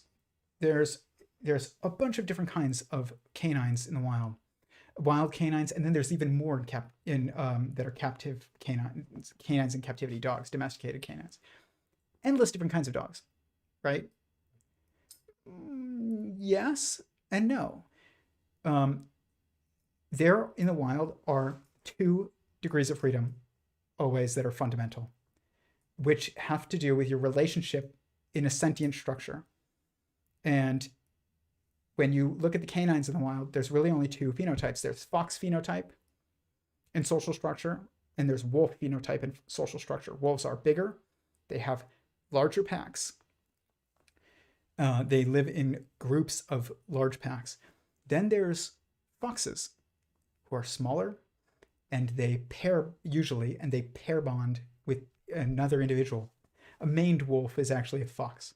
It's the biggest fox, but it's a fox phenotype. That's why it looks like a fox, but it's just a big fox. And it acts like a fox. Has like its partner, and that's it. It doesn't have like a pack of 9 to 40, you know, like dingoes and wolves and African wild dogs. It's like a male and female pair up. That's it. And they're a little different looking. These are 2 phenotypes and 2 social like structures. There are 2. This is true of people too. How many different kinds of hair are there in the world? If you want to really understand, like, how many different phenotypes are there? Like, think about this. How many different kinds of hair can you have? 2. Curly and straight. Curly and straight. Dark and light. colored. It's not brunette and brown and black and strawberry blonde and dirty blonde and blonde. It's dark and light, curly and straight, tall and short, collectivistically inclined social structure, like Chinese, most, the social structure that's more prevalent in China, versus individualistic kind of pair bonded social structures, which is like, the West. Like, that's what we don't live with our ancestors anymore, really. It's not saying one is ideal or one is, it's just, there's really always 2 degrees of freedom. But people will say, but what about coyotes? And if you're thinking about dogs, what a coyote is it's not actually a third. It looks like there's coyotes and jackals, and then there's foxes, and then there's fox phenotype, coyote, jackal phenotype, and then there's like wolf phenotype, wolf and dingoes. And this is not actually true. What it is that these are lineages that are dynamic. And so we look at these individuals and we're like, that is that. Like, no, that is it, that in the snapshot that you're perceiving it, but it actually is a lineage that is dynamic and changing across time. And it's moving and changing. So what is a coyote and what is a jackal? It's either a lineage that was fox phenotype and is moving towards wolf phenotype and social structure, or it is a wolf phenotype and social structure that is moving towards fox phenotype and social structure, and you're just catching it in the middle. This is true of human phenotype and social structures too, and is this true everywhere? So when I say, like, you say all possibilities, you're not actually wrong, and it was wrong of me to say that, but don't think that anything is possible. That's not true. Even God has significant constraints, but his power is just still beyond you. So like yours, so it doesn't matter.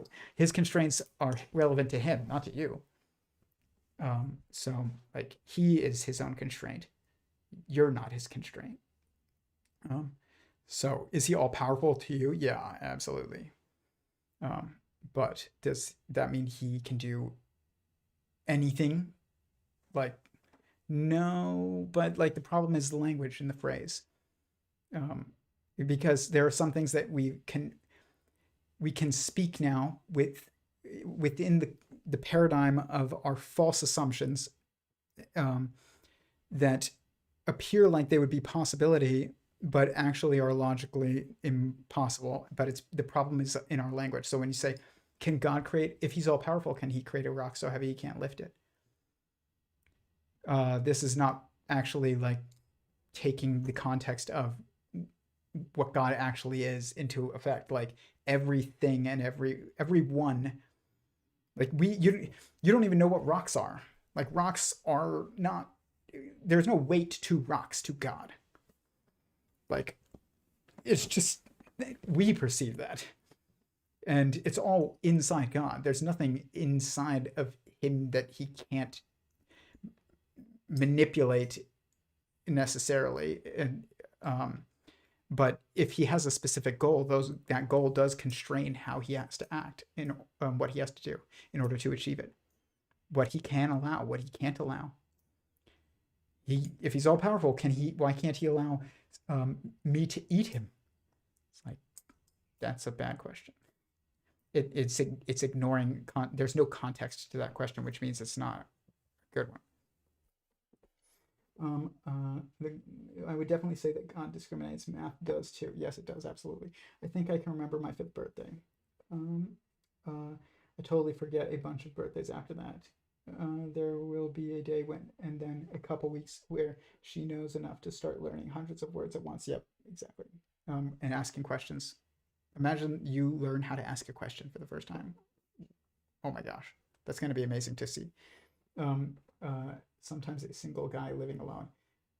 I heard that babies are constantly high on natural DMT. Sometimes as a single guy living alone, I worry about choking on a sandwich or something. I just worry about my daughter choking on a sandwich or something. So don't worry. We're both worrying about choking on a sandwich, about someone choking on a sandwich. Um, Unless it's a Sasquatch, then you can never have enough gun. You can have enough gun. If you have the a gun is only helpful in if you one you know how to use it, and you're going to use it responsibly, and two, it's powerful enough to do what you need it to do, and also convenient enough to be oh, I don't know why it's doing these balloons. This stupid thing that like it makes balloons when you go like this. That was created by somebody that needed to justify their job and to keep their employment, but actually isn't useful. I mean that 100%. It's not a joke. It's funny, but it's not a joke. Revenge is a dish best served cold. Revenge is not a dish that is ever actually good.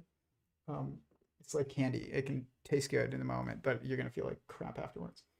I'm impressed. The dishwasher is one I look at and go, maybe I should call someone. Before YouTube, I would have definitely done that. Were you treated as a hero when you fixed the dishwasher? I was appreciated. I'll say that. The infection in is the sentient entity separate from the individual bacteria that makes it up. I don't know what you mean. That's why sometimes people call corporations corpse or Asians, because although Arnold Sanders is long ago, KFC still has a lot to do and say. Yeah, but it's not KFC saying anything.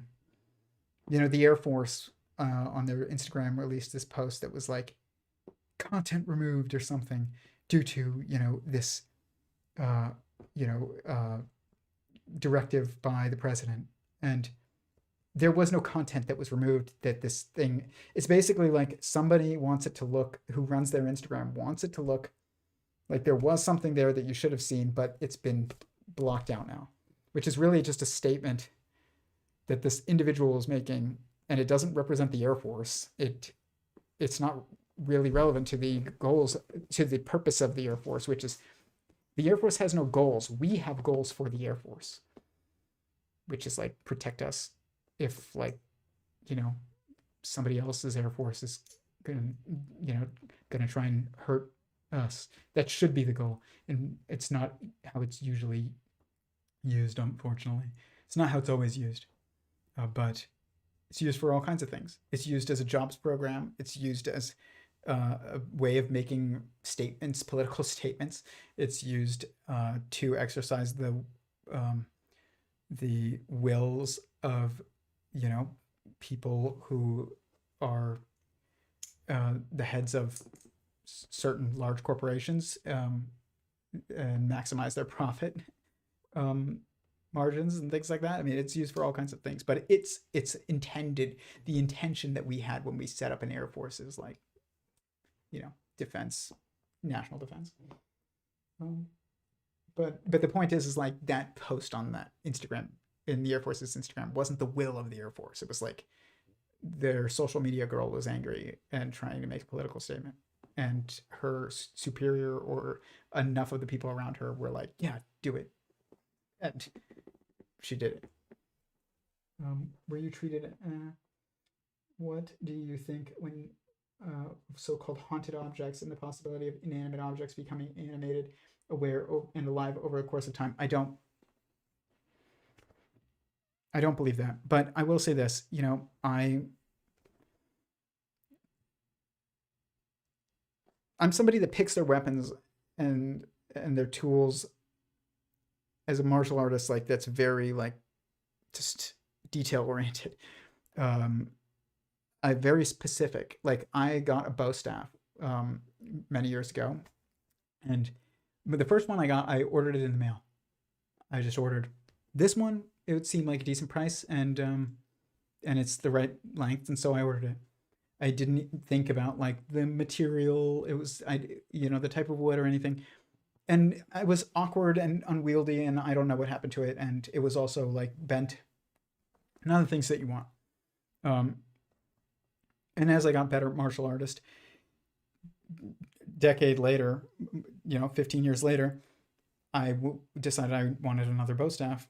And I went to the martial arts store that was local, that was a very big martial arts store. And they have every single kind of wood that you could want. You want an oak bow staff, which is very hard and heavy. They've got it. Do you want it got every length? Do you want a the for stick weapons, my favorite material is called rattan wood. It's like a bamboo almost. It's very light and fast, but it's very, very strong. It's like what kali sticks are usually made of, but not always. And I like it when it's like the skin is still on it, which some people don't like that. They'll get like rattan sticks that the skin has been removed and sanded. And so I was like, skin on rattan bow staff that is this length. And I went to the store and I pulled them all out and I started rolling them across the floor. And these people were looking at me like, you're crazy. But if you actually know what you're doing, you know that I'm rolling them because I want one that's not curved. I want one that's as straight as possible. And if you roll it and it's curved, it goes wop, wop, wop, wop, wop, wop, wop, wop. But if it's straight, you roll it and it goes across the floor. And so I was trying to get the best one, and I got it. And that one I still have. And I remember this guy who I didn't really like and kind of grossed me out like a little bit. Asked if he could like see it one day, and I was like, sure, and I like handed it to him. And I felt like he was touching, like I felt grossed out by him touching this thing. And people have that same kind of reaction with anything that's like an object that you interact with a lot, and you've put like, it's like kind of an extension of you, especially if you view it like that, like it's something you picked out, which makes it more of an extension of you. It's not like an article of convenience. It's like a tool that you constructed almost, even if it just by picking it. And this is it actually. There you go, that's it. And it's like if you picked out your new car and it was like the car you wanted, and then like somebody who grossed you out was like, can I take it for a test drive? You'd be like, I don't really want you to. And not even because you're worried he's going to break it. Just like you just don't want him to be. And it feels like they're, touching you. And so people will say like, I did Japanese kenjutsu for many years, which is Japanese swordsmanship. And I also did fencing and like European fencing. And but in Japanese swordsmanship, they like there's that trope of, the soul,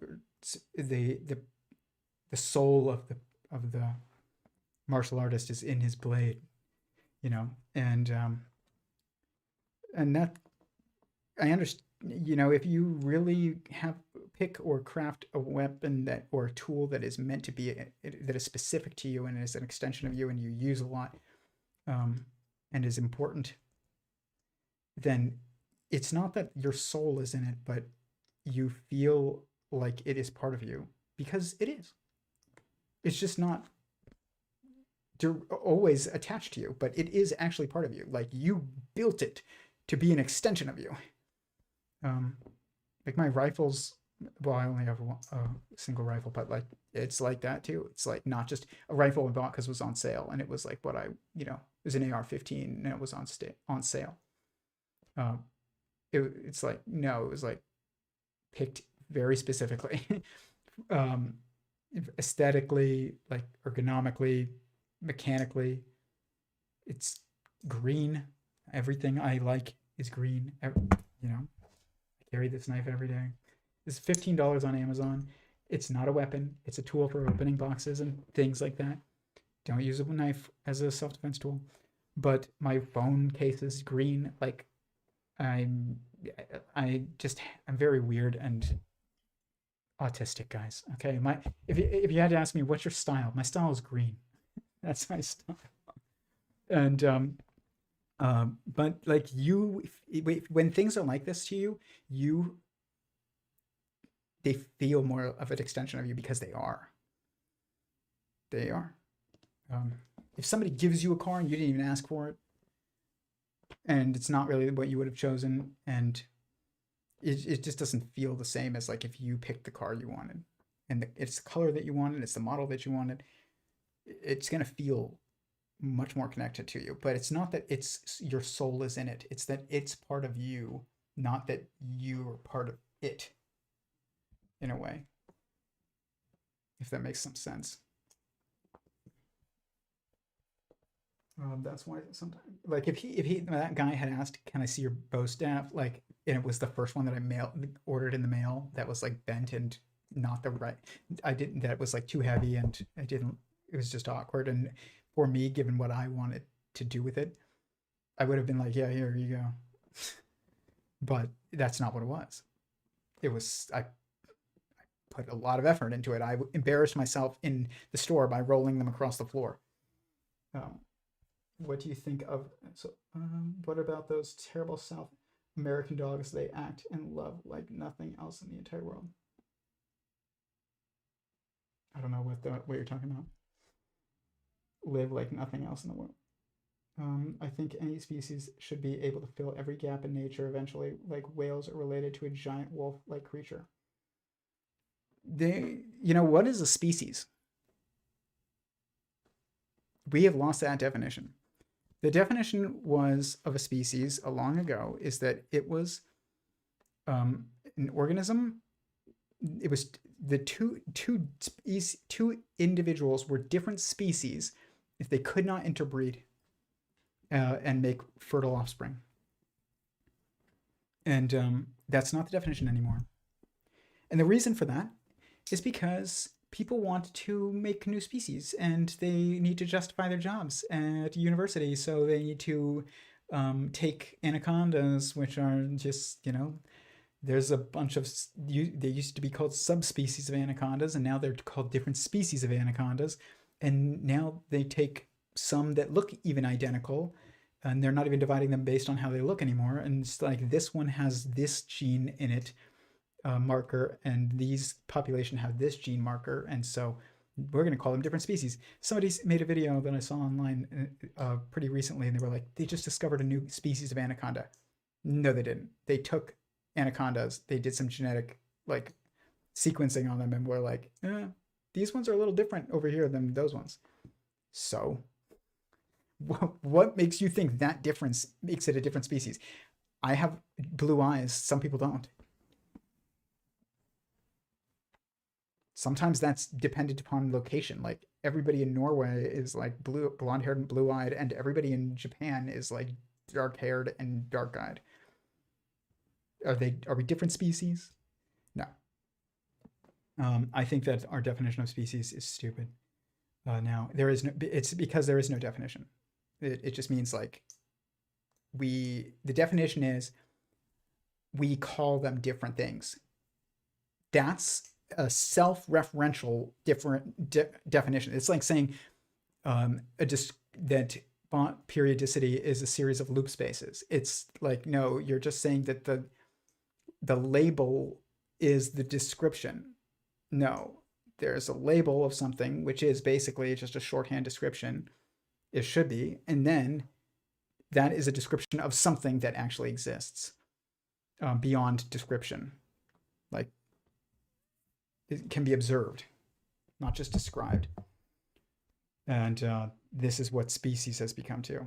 It's literally because there's not that much new mathematics to discover that's like seen as fundamental. There is actually mathematics to discover that is fundamental, and in the academic world, but it involves like completely changing how we view like a new category of math, which is one where numbers are associated with like certain with information in a certain way, not just information that we call information. I mean, like in the context of the cosmological super physical sentient structures, like there are certain quantities that occur in certain circumstances, and there are certain quantities that occur in certain mental structures that are associated with and necessary to certain actions and things like that, which almost, when you start thinking about what that really means, it means like certain numbers have certain meanings. And then people will just say, that's numerology, that's crazy. Okay. That just calling that, saying that's numerology, that's crazy. You did not say anything actually when you said that. I'm not saying everybody who like says like, oh, you saw 222 today, so you're gonna have a great day. Not saying there's something to that necessarily, but I'm saying that if sentience is fundamental and information is informative, which it is by definition, then certain quantities will be associated with the meaning of certain meanings. They will have certain meaning to them depending on where they occur in the context of the super physical sentient structure. But you need all that context to like think about that. Even they don't have any of it, so like they're not even thinking about this.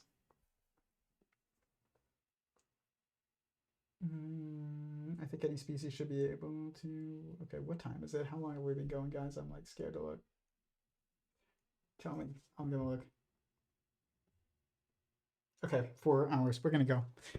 We're gonna call it. I was gonna show some clips of Sabine Hassenfelder's recent video called where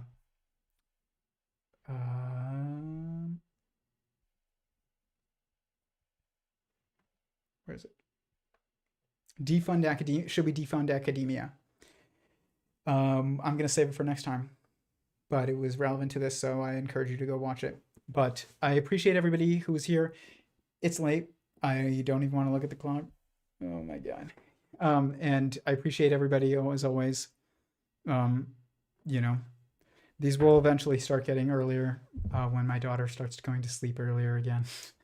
But you know, I do, while like my fundamental permanent meaning comes from my permanent relationships, like with my spouse, my wife, my parents, my child, God.